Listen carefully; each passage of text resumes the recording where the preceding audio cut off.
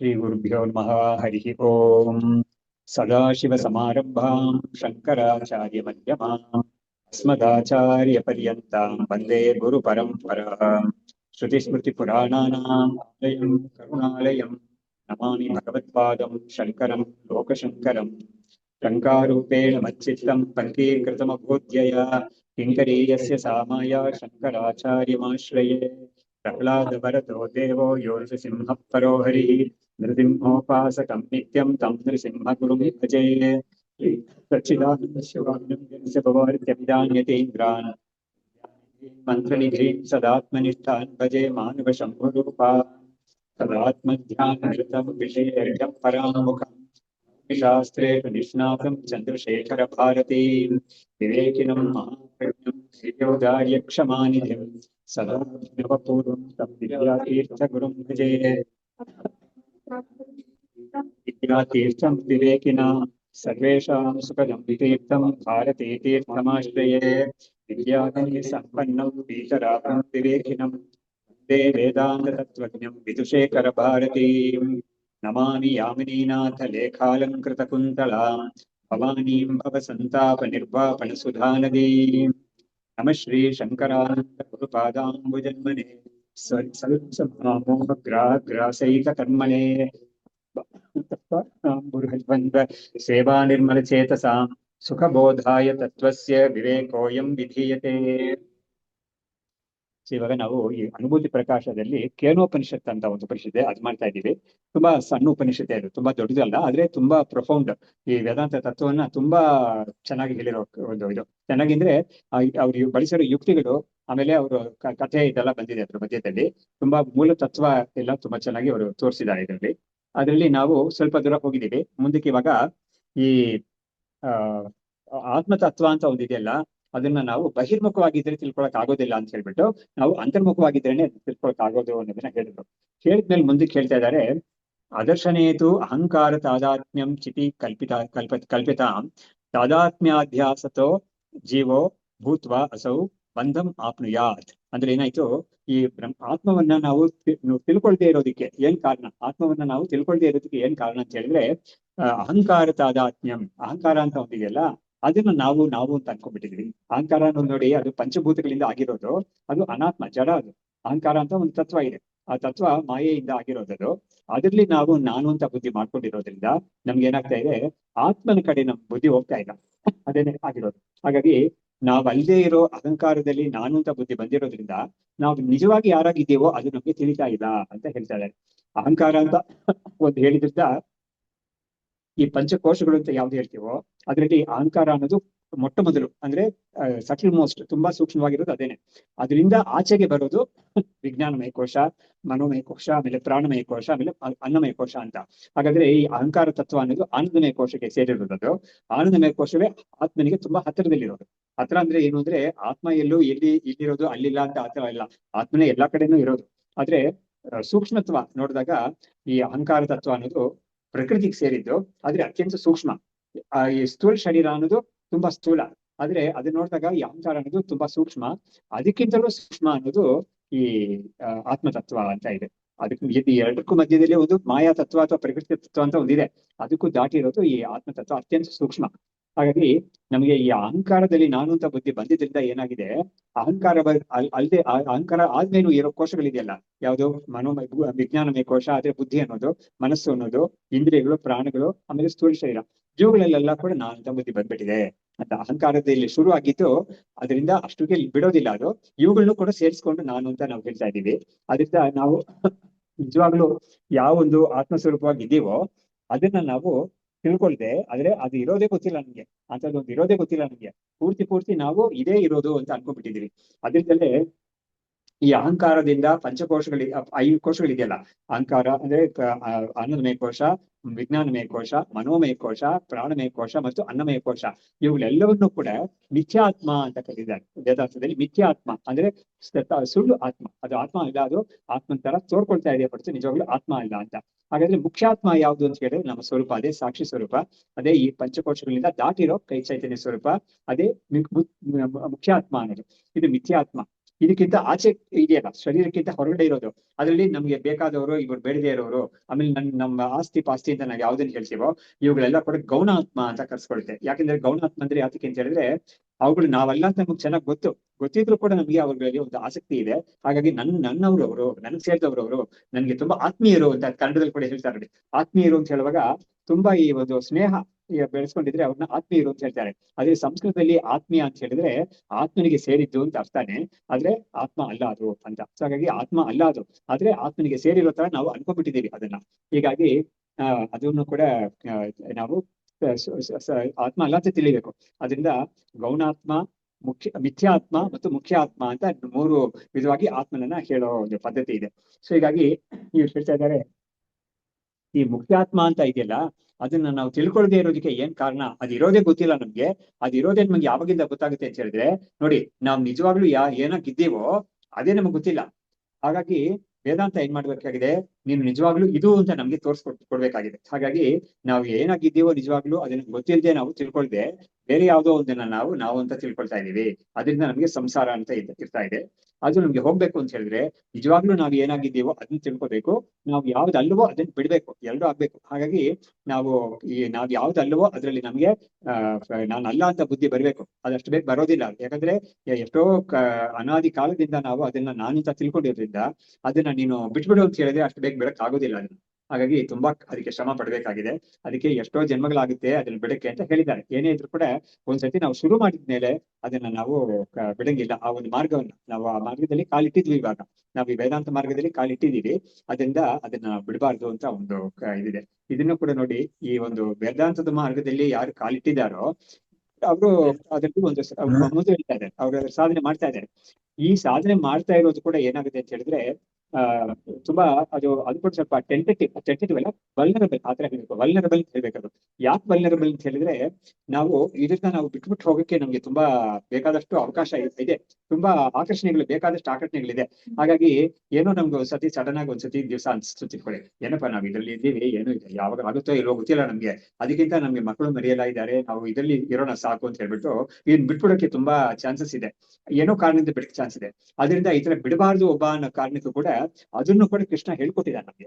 ಎಲ್ಲಿ ಅಂತ ಹೇಳಿದ್ರೆ 13ನೇ ಅಧ್ಯಾಯದಲ್ಲಿ ನಮ್ಗೆ ಇದು ಏನೋ ಈ ಒಂದು ಕ್ಷೇತ್ರಜ್ಞ ಅಂತ 13ನೇ ಅಧ್ಯಾಯದಲ್ಲಿ ಬರ್ತಲ್ವಾ, ಅದರಲ್ಲಿ ಕ್ಷೇತ್ರಜ್ಞ ಅನ್ನೋದನ್ನ ತಿಳ್ಕೊಳಕ್ ಮುಂಚೆ ಅಮಾನಿತಂ, ಅದಂಬಿತ್ವಂ, ಅಹಿಂಸಾ, ಕ್ಷಾಂತಿ, ಆರ್ಜವಂ ಅಂತ ಹೇಳ್ಬಿಟ್ಟು ಒಂದು 20 ವ್ಯಾಲ್ಯೂಸ್ ಹೇಳಿದ್ದಾನೆ. ಆ ವ್ಯಾಲ್ಯೂಸ್ ಎಲ್ಲ ನಾವು ಕಲ್ಟಿವೇಟ್ ಮಾಡ್ಕೊಂಡು ಅದನ್ನ ದೃಢಪಡಿಸ್ಕೋಬೇಕು ಮನಸ್ಸಲ್ಲಿ. ಆ ವ್ಯಾಲ್ಯೂಸ್ ಪೈಕಿ ಒಂದು ಯಾವ್ದು ಅಂತ ಹೇಳಿದ್ರೆ ಆತ್ಮನಿಷ್ಠೇಯ ಅಂತ, ಅಂದ್ರೆ ಈ ಅಧ್ಯಾತ್ಮ ನಿಷ್ಠೇಯ, ಅಧ್ಯಾತ್ಮ ಜ್ಞಾನ ಅಧ್ಯಾತ್ಮ ಜ್ಞಾನ ನಿತ್ಯತ್ವಂ ಅಂತ ಹೇಳಿದ್ದಾರೆ. ಅದಕ್ಕೇನ್ ಅರ್ಥ ಅಂತ ಹೇಳಿದ್ರೆ ಅಧ್ಯಾತ್ಮ ಅಂತ ಒಂದು ಸಾಧನೆಯಲ್ಲಿ ನಾವು ಹಿಡಿದಿದ್ದೀವಲ್ಲ ಇವಾಗ, ಅದನ್ನ ನಾವು ಗಟ್ಟಿಯಾಗಿ ಮಾಡ್ಕೋಬೇಕು. ಅದನ್ನ ಬಿಡಬಾರ್ದು, ಗಟ್ಟಿಯಾಗಿ ಮಾಡ್ಕೋಬೇಕು ಅಂತ ಹೇಳ್ಬಿಟ್ಟು ಅದನ್ನ ಹೇಗೆ ಗಟ್ಟಿ ಮಾಡ್ಕೊಳ್ಳೋದು ಅಂತ ಹೇಳಿದ್ರೆ ಮತ್ತೆ ಇದೇ ತರ ಗ್ರಂಥಗಳನ್ನ ನಾವು ಓದ್ತಾ ಇರೋದು, ಸತ್ಸಂಗದಲ್ಲಿ ಇರೋದು, ಇವುಗಳ ಬಗ್ಗೆ ನಾವು ಕೇಳ್ತಾ ಇರೋದು, ಇವುಗಳೆಲ್ಲ ಮಾಡ್ತಾ ಇದ್ದಾಗ ನಮ್ಗೆ ಈ ಮಾರ್ಗನೇ ಸರಿಯಾದ ಮಾರ್ಗ. ನಾವು ಇದನ್ನ ಹಿಡ್ತಿದ್ದೀವಿ. ಅದು ಒಂದ್ಸತಿ ಒಂದಾನೊಂದು ಕಾಲದಲ್ಲಿ ಅದನ್ನ ಹೊಂದ್ತೀವಿ ನಾವು, ಖಂಡಿತ ಇಲ್ಲ ಅಂತಿಲ್ಲ. ಆದ್ರೆ ಇದನ್ನ ಬಿಡಬಾರ್ದು. ಬಿಡೋದು ಅಂದ್ರೆ ಏನ್ ಅರ್ಥ ಅಂತ ಹೇಳಿದ್ರೆ ನಾವು ಈ ಲೋಕದಲ್ಲಿ ಈ ಕಾಲದಲ್ಲಿ ಹೇಳೋ ಮಾತಲ್ಲಿ ಡ್ರಾಪ್ ಔಟ್ ಅಂತ ಅರ್ಥ. ಎಷ್ಟೋ ಜನ ಅಲ್ವಾ ಕಾಲೇಜ್ಗೆ ಸೇರಿರ್ತಾರೆ. ನನಗೆ ತಿಳಿದವರು ಬಾಕಿ ನಮ್ ಜೊತೆ ಕೆಲಸ ಮಾಡ್ತಾ ಇದ್ರು. ಆಕೆಗೆ ಅದೊಂದು ದೊಡ್ಡ ಚಿಂತೆ ನೋಡಿ, ಆಕೆಗೆ ತುಂಬಾ ಚೆನ್ನಾಗಿ ಕೆಲಸ, ಒಳ್ಳೆ ಸಂಬಳ ಬರ್ತಾ ಇತ್ತು, ಯಜಮಾನ್ರಿಗೂ ತುಂಬಾ ಸಂಬಳ ಬರ್ತಾ ಇತ್ತು, ಇಬ್ಬರೇ ಗಂಡ್ಮಕ್ಳು. ಅದರಲ್ಲಿ ಒಬ್ಬ ಅವಳಿ ಜವಳಿ ಅವ್ರ ಮಗ ಇಂಜಿನಿಯರಿಂಗ್ ಸೇರ್ಸಿದ್ದಾರೆ, ಆದ್ರೆ ಅವನು ಓದ್ತಾ ಇಲ್ಲ ಸರಿಯಾಗಿ. ನೋಡಿ, ಇವ್ರಿಗೆ ಒಳ್ಳೆ ತಂದೆ ತಾಯಿಗಳಿಗೆ ಒಳ್ಳೆ ಕೆಲಸ ಇದೆ, ತುಂಬಾ ಚೆನ್ನಾಗಿ ಹಣ ಖರ್ಚು ಮಾಡಿ ಅವ್ನ ಸೇರ್ಸಿದ್ದಾರೆ ಇದಕ್ಕೆ. ಆದ್ರೆ ಅವನು ಇಂಜಿನಿಯರಿಂಗ್ ಸೇರ್ಬಿಟ್ಟು ಇದು ಮಾಡಿ ಅದಕ್ಕೆ ಇಷ್ಟಾನೇ ಇಲ್ಲ ಅವನಿಗೆ. ಬಿಟ್ಬಿಡ್ತೀನಿ ಅಂತ ಹೇಳ್ತಾ ಇದ್ದೇನೆ. ಎಷ್ಟೋ ಸತಿ ಫೇಲ್ ಆಗಿದೆ, ಈ ತರ ಆಗೋಗ್ಬಿಟ್ಟಿದೆ. ಅವಾಗ ತುಂಬಾ ಚಿಂತೆ ಆಗ್ತದೆ. ಅಂದ್ರೆ ಡ್ರಾಪ್ ಔಟ್ ಅಂತ ಇದೆಯಲ್ಲ, ಅದು ತುಂಬಾ ಕಡೆ ನಾವು ನೋಡ್ತೀವಿ ಅಲ್ಲಲ್ಲಿ. ಹಾಗಾಗಿ ಇಲ್ಲೂ ಕೂಡ ಡ್ರಾಪ್ ಔಟ್ ಆಗೋದು ಇದೆ ಎಷ್ಟೋ ಕಡೆ. ಹಾಗಾಗಿ ಅದನ್ನ ಆಗ್ಬಾರ್ದು ಅನ್ನೋ ಕಾರಣದಿಂದ ನೀನು ಇಲ್ಲಿ ಈ ಮಾರ್ಗ ಹಿಡಿದಿದ್ಯಾ, ಅದನ್ನ ಗಟ್ಟಿಯಾಗಿ ಇಟ್ಕೋಬೇಕು, ಗಟ್ಟಿ ಮಾಡ್ಕೋಬೇಕು ನೀನು. ಯಾಕಂದ್ರೆ ಮನಸ್ಸು ಅನ್ನೋದು ಬೇಗ ಚೇಂಜ್ ಆಗೋಗ್ಬಿಡುತ್ತೆ. ಅದು ಯಾರೋ ಸ್ವಲ್ಪ ಆಕರ್ಷಣೆ ಮಾಡ್ಬಿಟ್ಟು ನಾವು ಅಲ್ಲಿ ಹೋಗೋಣ ಇಲ್ಲಿ ಹೋಗೋಣ ಅಂತ ಹೇಳ್ಬಿಟ್ರೆ ಅಲ್ಲಿ ಹೊರಟೋಗ್ತಾನೆ ಅವನು, ಇದನ್ನ ಬಿಟ್ಬಿಡ್ತಾನೆ. ಹಾಗಾಗಿ ಅದು ಬಿಡಬಾರ್ದು. ಜೊತೆಗೆ ಅಧ್ಯಾತ್ಮ ಜ್ಞಾನ ನಿತ್ಯತ್ವಂ ಅಂತ ಶಂಕರಾಚಾರ್ಯರು ಕೃಷ್ಣ ಅದರಲ್ಲಿ ಹೇಳಿದ್ದಾನೆ. ಈ ನಿತ್ಯತ್ವ ಅನ್ನೋದನ್ನ ನಾವು ದೃಢವಾಗಿ ಇಟ್ಕೋಬೇಕು. ಇದು ನನಗೆ ನಾನು ಹಿಡಿದಿದ್ದ ಮಾರ್ಗ, ಇದು ಈ ಮಾರ್ಗವನ್ನು ನಾನು ಬಿಡಬಾರ್ದು, ಎಂದಿಗೂ ಬಿಡಬಾರ್ದು ನಾನು ಅಂತ ಅದರಲ್ಲಿ ಅದನ್ನ ದೃಢ ಮಾಡ್ಕೋಬೇಕು ಅಂತ ಕೂಡ ಹೇಳಿದ್ದಾರೆ. ಹಾಗಾಗಿ ಇಲ್ಲಿ ಹೇಳ್ತಾ ಇದ್ದಾರೆ, ಆತ್ಮನನ್ನ ನಾವು ತಿಳಿದೇ ಇರೋದಕ್ಕೆ ಕಾರಣ ಏನು ಅಂತ ಹೇಳಿದ್ರೆ ಅಹಂಕಾರಾದಿ ಪಂಚಕೋಶಗಳಲ್ಲಿ ನಾನೂತ ಬುದ್ಧಿ ಬಂದಿರೋದೇ ಅದಕ್ಕೆ ಕಾರಣ ಅಂತ ಹೇಳ್ಬಿಟ್ಟು ತಾದಾತ್ಮ್ಯ ಅಧ್ಯಾಸತೋ ಜೀವ ಭೂತ್ವ ಅಂದ್ರೆ ಏನಾಯ್ತು, ಈ ಆತ್ಮ ಸ್ವರೂಪವೇ ಏನಾಗಿದೆ, ಈ ಒಂದು ಪಂಚಕೋಶಗಳಲ್ಲಿ ನಾನು ಅಂತ ಬುದ್ಧಿ ಬಂದಿರೋದ್ರಿಂದ ಜೀವ ಅಂತ ಹೋಗ್ಬಿಡ್ತಾನ ಅವನು. ಜೀವ ಅಂತ ಆದ್ಮೇಲೆ ಏನಾಯ್ತು, ಕರ್ತೃತ್ವ ಭೋಕ್ತೃತ್ವ, ಹುಟ್ಟು ಸಾವು, ಆಮೇಲೆ ಸಂಸಾರ ಅನ್ನೋದು ಅವನಿಗೆ ಕಟ್ಟಿಟ್ಟ ಬುದ್ಧಿ ಅಂತ ಹೇಳ್ತಾರಲ್ಲ, ಆತರ ಆಗೋಗ್ಬಿಡುತ್ತೆ ಅದು. ಹೀಗೆ ಸೊ ಬಂಧ ಮಾಪ್ನಿಯ, ಹೀಗಾಗಿ ಅವನು ಜೀವ ಅಂತ ಆಗಿ ಅವನು ಬಂಧನದಲ್ಲಿ ಇರ್ತಾನೆ ಅಂತ ಹೇಳಿದ್ರು. ಆಮೇಲೆ ಮುಂದಕ್ಕೆ ಅಧ್ಯಾಸ, ಸರಿ ಇದಕ್ಕೆ ಏನ್ ಪರಿಹಾರ ಅಂತ ಕೇಳಿದ್ರೆ, ಅಧ್ಯಾಸವಾರಿಕಾ ಬುದ್ಧಿ ಯಶಾಂ ಧೀರಾಹ ತೇ ಈರಿತಾಹ ಬಂಧಾನ್ ಮುಕ್ತ್ವಾ ವಪುಃ ತ್ಯಕ್ತ್ವಾ ತೇ ಸ್ಯುಃ ಮರಣವರ್ಜಿತಾಹ ಹೇಳಿದ್ರು. ಇವಾಗ ಈ ಪಂಚಕೋಶಗಳಲ್ಲಿ ನಾನು ಅಂತ ಬುದ್ಧಿ ಬಂದು ನಾವು ಸಂಸಾರದಲ್ಲಿ ಇದೀವಲ್ಲ, ಇದಕ್ಕೆ ಏನು ಪರಿಹಾರ ಅಂತ ಕೇಳಿದ್ರೆ, ಪರಿಹಾರ ದೊಡ್ಡ ಪರಿಹಾರ ಇದೆ, ತುಂಬಾ ಉದ್ದಕ್ಕೆ ಬೇಕಾದಷ್ಟು ಹೇಳ್ಬೇಕು. ಆದ್ರೆ ಕೊನೆಯಲ್ಲಿ ಬರುವ ಪರಿಹಾರ ಯಾವ್ದು ಅಂತ ಕೇಳಿದ್ರೆ, ದಟ್ ಇಸ್ ಡೈರೆಕ್ಟ್ ರೆಮಿಡಿ ಯಾವ್ದು ಅಂತ ಕೇಳಿದ್ರೆ, ನಮ್ಮ ಆತ್ಮನನ್ನು ತಿಳ್ಕೊಳ್ಳೋದು ಅಂತ. ಆ ತಿಳ್ಕೊಳ್ಳೋದ್ರೆ ಏನು ಅಂತ ಹೇಳಿದ್ರೆ, ಅಧ್ಯಾಸ ನಿವಾರಿಕಾ ಅಧ್ಯಾಸ ವಾರಿಕಾ ಬುದ್ಧಿ. ಅಧ್ಯಾಸ ಅಂದ್ರೆ ಏನು, ನಾನು ಅಲ್ಲದ್ರಲ್ಲಿ ನಾನು ಅಂತ ತಿಳ್ಕೊಂಡಿದ್ದೀನಲ್ಲ, ಏರದಂತ ಅಧ್ಯಾಸ ಅಂದ್ರೆ ಏರದಂತ. ಇದನ್ನ ಹಗ್ಗವನ್ನ ಹಾವು ಅಂತ ತಿಳ್ಕೊಳ್ಳೋ ರೀತಿಯಲ್ಲಿ ನಮ್ಮ ಸ್ವರೂಪವನ್ನ ಆತ್ಮನನ್ನು ನಾವು ಶರೀರಾದಿಗಳು ಅಂತ ತಿಳ್ಕೊಂಡ್ಬಿಟ್ಟಿದ್ದೀವಿ. ಹಾಗಾಗಿ ನಾವು ಆತ್ಮಸ್ವರೂಪವೇ ನಾನು ಅಂತ ತಿಳ್ಕೊಳ್ಳೋ ಒಂದು ಬುದ್ಧಿ ಇದೆಯಲ್ಲ, ಇದಕ್ಕೆ ಅಖಂಡಾಕಾರ ವೃತ್ತಿ ಅಂತ ಹೇಳ್ತಾರೆ. ಇದೇ ಬ್ರಹ್ಮಜ್ಞಾನ, ಇದಕ್ಕೆ ಸಮ್ಯಕ್ ದರ್ಶನ, ಬೇಕಾದಷ್ಟು ಹೆಸರುಗಳಿದೆ ಇದಕ್ಕೆ. ಆ ಒಂದು ಜ್ಞಾನವನ್ನ ನಾವು ಪಡ್ಕೊಂಡಾಗ ಅವಾಗ ಏನಾಗುತ್ತೆ, ಈ ಯಾರು ಇದನ್ನ ಪಡ್ಕೊಳ್ತಾರೋ ಅವರೇ ಧೀರರು ಅಂತ ಹೇಳ್ತಾರೆ. ವೇದಾಂತದಲ್ಲಿ ಅವ್ರನ್ನ ತುಂಬಾ ಕೊಂಡಾಡಿದ್ದಾರೆ. ಉಪನಿಷತ್ತುಗಳಲ್ಲಿ ಇಂಥ ಆತ್ಮಜ್ಞಾನ ಪಡ್ಕೊಂಡವ್ನ ತುಂಬಾ ಕೊಂಡಾಡಿದ್ದಾರೆ. ಯಾತಕ್ಕೆ ಅಂತ ಹೇಳಿದ್ರೆ, ಲೋಕದಲ್ಲಿ ಯಾವುದೇ ಅಟೈನ್ಮೆಂಟ್ಸ್ ಇದ್ರು ಕೂಡ ಎಲ್ಲಾ ಅಟೈನ್ಮೆಂಟ್ಸ್ಗಿನೂ ಗ್ರೇಟೆಸ್ಟ್ ಅಟೈನ್ಮೆಂಟ್ ಇದೇನೆ, ನಿಜವಾಗ್ಲೂ ಅಟೈನ್ಮೆಂಟ್ ಇದೇನೆ. ಬಾಕಿದೆಲ್ಲ ಏನಾಗುತ್ತೆ, ಶಾಶ್ವತ ಅಲ್ಲ ಅದು. ಹಾಗಾಗಿ ಅದನ್ನ ತುಂಬಾ ಕಷ್ಟಪಟ್ಟು ಅದಕ್ಕೆ ಬೇಕಾದಷ್ಟು ವರ್ಷಗಳೆಲ್ಲ ಖರ್ಚು ಮಾಡಿ ಅದಕ್ಕೆ ಪ್ರಯತ್ನ ಪಡ್ತಾರೆ. ಆದ್ರೆ ಅದು ಸಿಕ್ಕಿದ್ದು ಏನಾಗುತ್ತೆ ಅಂತ ಹೇಳಿದ್ರೆ, ಅದು ಕಂಟಿನ್ಯೂ ಪರ್ಮನೆಂಟ್ ಆಗಿ ಇರುತ್ತಾ ಅಂತ ಕೇಳಿದ್ರೆ ಇರೋದಿಲ್ಲ ಅಂತ ಆಗುತ್ತೆ ಅದು. ಹಾಗಾದ್ರೆ ಅದು ಇದು ಮಾತ್ರ ಯಾವುದೋ ಸತಿ ಘಟಿಸ್ಬಿಟ್ರೆ ಮತ್ತೆ ಅದು ಹೋಗೋದೇ ಇಲ್ಲ ಅನ್ನೋ ಕಾರಣದಿಂದ ಈ ಒಂದು ಆತ್ಮತತ್ವವನ್ನ ತಿಳ್ಕೊಂಡ ವ್ಯಕ್ತಿಯನ್ನ ವೇದಾಂತದಲ್ಲಿ ತುಂಬಾ ದೊಡ್ಡದಾಗಿ ಕೊಂಡಾಡಿ ಹೇಳಿದ್ದಾರೆ ಅಲ್ಲಿ. ಹಾಗಾಗಿ ಇಲ್ಲಿ ಕೂಡ ಹೇಳ್ತಾ ಇದ್ದಾರೆ, ಅವರೇ ಧೀರರು ಅಂತ ಅವ್ರನ್ನ ಕರೆದಿದ್ದಾರೆ ವೇದಾಂತದಲ್ಲಿ ಅಂತ ಹೇಳ್ತಾ ಇದ್ದಾರೆ. ಅವನೇನಾಗ್ತಾನೆ, ಬಂಧಾನ್ ಮುಕ್ತ್ವ ವಪುಃ ತ್ಯಕ್ತ್ವ ತೇ ಸ್ಯುಃ ಮರಣವರ್ಜಿತಾಹ. ಅವಾಗ ಏನಾಗುತ್ತೆ, ಅವನಿಗೆ ಬಂಧಗಳನ್ನೆಲ್ಲ ಬಿಡಿಸ್ಕೊಳ್ತಾನೆ, ಅವನು ಬಂಧಗಳಿಂದ ಬಿಡಿಸ್ಕೊಳ್ತಾನೆ. ಬಂಧನಗಳು ಅಂತ ಯಾಕೆ ಬಹುವಚನ ಹೇಳಿದ್ದಾರೆ ಅಂತ ಕೇಳಿದ್ರೆ, ಇದು ಬೇಕಾದಷ್ಟು ಬಂಧನಗಳಾಗಿದೆ. ಯಾಕಂದ್ರೆ ನೋಡಿ, ಒಂದು ತುಂಬಾ ನಾಟ್ಸ್ ಅಂತ ಹೇಳಿದ್ದಾರೆ, KNOT ನಾಟ್ ಅಂತ, ಅಂತದ್ದು ಬೇಕಾದಷ್ಟು ಮುಡ್ಚುಗಳು ಆತರ ಬಂದ್ಬಿಟ್ಟಿದೆ ಅದು. ಸೊ ಯಾರಾದ್ರೂ ಒಬ್ಬರಿಗೆ ನೋಡಿ, ಒಬ್ರು ಸ್ವಲ್ಪ ವಿನೋದ ಅಂತ ಹೇಳ್ತೀವಿ, ಆದ್ರೆ ಅದ್ರಲ್ಲಿ ಎಷ್ಟು ಅರ್ಥ ಇದೆ ಅಂತ ನೋಡ್ಕೋಬಹುದು. ವೇದಾಂತಿಗಳೇ ಒಬ್ರು ಹೇಳಿದ್ದು, ಒಬ್ಬಳನ್ನ ಮದುವೆ ಆಗ್ತಾನೆ, ಅವಳು ಇವನ್ನ ಮದುವೆ ಆಗ್ತಾಳೆ, ಎರಡೂ ಆಗ್ತಲ್ಲ ಆ ಸಮಯದಲ್ಲಿ, ಒಬ್ರಿಗೂ ಗಂಡ ಹೆಂಡತಿ ಅಂತ ಆಗ್ತಾರೆ ಅವರು. ಆತರ ಆಗಿದ ತಕ್ಷಣ ಏನಾಗುತ್ತೆ ಅಂತ ಹೇಳಿದ್ರೆ, ಇವನ್ ತಂದೆ ತಾಯಿಗಳು ಅಂತ ಇವನ್ ಬಂಧುಗಳು ಅಂತ ಬಿಟ್ಟು, ಅವಳ ತಂದೆ ತಾಯಿಗಳು ಬಂಧುಗಳೆಲ್ಲ ಕೂಡ ಇವನ್ ಬಂಧುಗಳಾಗ್ಬಿಡ್ತಾರೆ.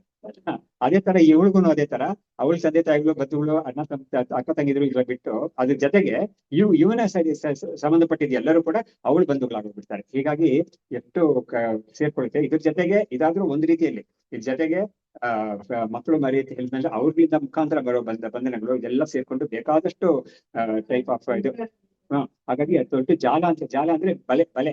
ಹಾಗಾಗಿ ಬಲೆ ಅದು ಅಂತ ಹೇಳ್ತಾರೆ, ಅದನ್ನ ಅಂತ ಒಂದು ಜಾಲ ಅದು ಅಂತ ಹೇಳಿದ್ದಾರೆ. ಹಾಗಾಗಿ ಬಂಧಾನ್ ಮುಕ್ತ್ವ, ಬಂಧಗಳಲ್ಲೆಲ್ಲ ಬಂಧಗಳಿಂದ ಇವನು ಬೆಳೆಸ್ಕೊಂಡು ವಪುಃ ತ್ಯಕ್ತ್ವ, ಕೊನೆಯಲ್ಲಿ ಏನಾಗುತ್ತೆ, ಶರೀರವನ್ನು ಬಿಟ್ಟು ಇವನು ಮರಣವರ್ಜಿತನಾಗಿ ಆಗ್ತಾನೆ ಅಂತ ನೋಡಿ. ಎರಡು ಕೂಡ ಹೇಳಿದ್ದಾರೆ. ಇದರಲ್ಲಿ ತುಂಬಾ ಚೆನ್ನಾಗಿರೋ ಸ್ವಾರಸ್ಯ ಏನು ಅಂತ ಹೇಳಿದ್ರೆ,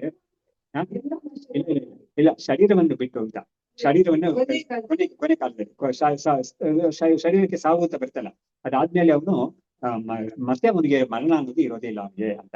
ಹಾಗಾಗಿ ಎರಡು ಹೇಳಿದ್ರು. ಬಂಧಾನ್ ಮುಕ್ತ ಅಂತ ಹೇಳಿದಾಗ ಏನಾಯ್ತು, ಜೀವನ್ ಮುಕ್ತಿ ನಾವು ಹೇಳ್ಬೇಕಾಗಿದೆ.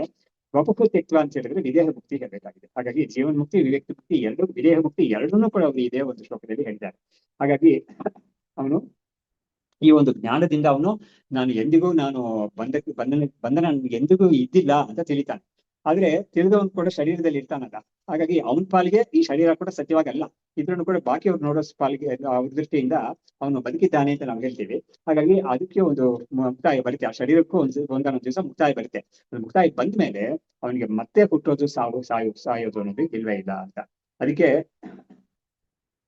ಭಗವದ್ಗೀತೆಯಲ್ಲಿ 2ನೇ ಅಧ್ಯಾಯದಲ್ಲಿ ಒಂದಿದೆ, ಜಾತಸ್ಯ ಹಿ ಧ್ರುವೋ ಮೃತ್ಯು ಧ್ರುವಂ ಜನ್ಮ ಮೃತಸ್ಯ ಚ ಅಂತ. ಅಂದ್ರೆ ಏನಿದು, ಜಾತಸ್ಯ ಅಂತ ಹೇಳಿದ್ರೆ ಯಾರು ಹುಟ್ಟಿದಾನೋ ಅವನಿಗೆ ಖಂಡಿತ ಮೃತ್ಯು ಅನ್ನೋದು ಇದ್ದೇ ಇದೆ.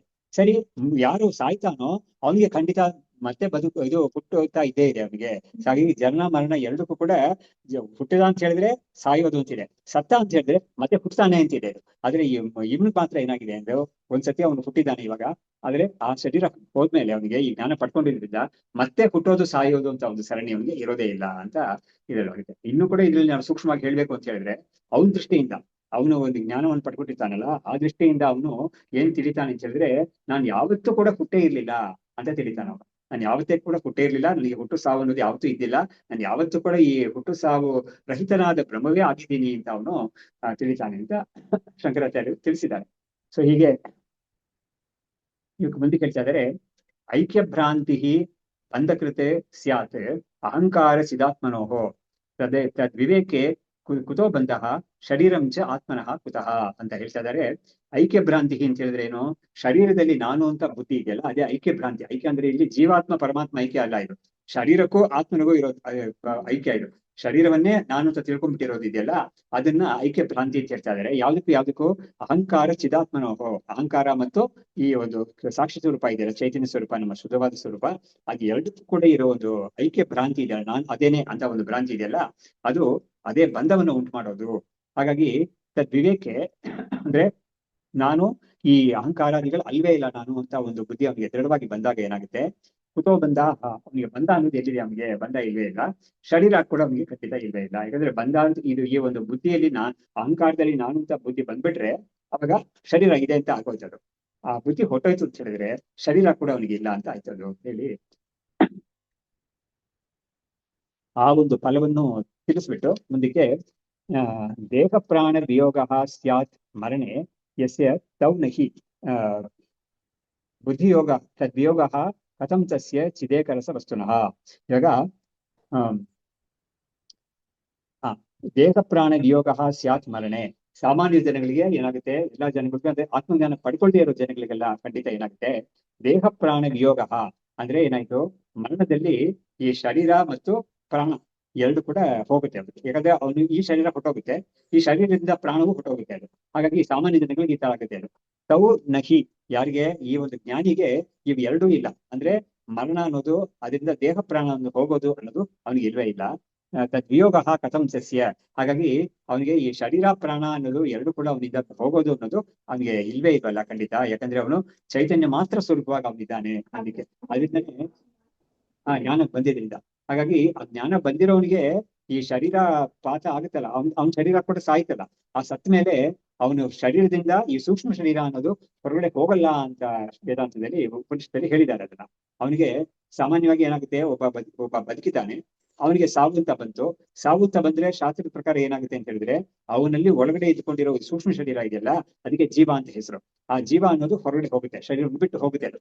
ಅದಕ್ಕೆ ಉತ್ಕ್ರಾಂತಿ ಅಂತ ಶಬ್ದ, ಒಂದು ಟರ್ಮಿನಾಲಜಿ ಅಷ್ಟೇನೆ. ಉತ್ಕ್ರಾಂತಿ ಅಂದ್ರೆ ಈ ಶರೀರವನ್ನ ಬಿಟ್ಟು ಹೋಗೋದು, ಈ ಶರೀರ ಬಿಟ್ಟು ಹೋಗೋದು. ಕ್ರಾಂತಿ ಅಂದ್ರೆ ಹೋಗೋದು ಅಂತ, ಉತ್ಕ್ರಾಂತಿ ಅಂದ್ರೆ ಇದನ್ನ ಬಿಟ್ಟು ಹೊರಗಡೆ ಹೋಗೋದು ಅಂತ.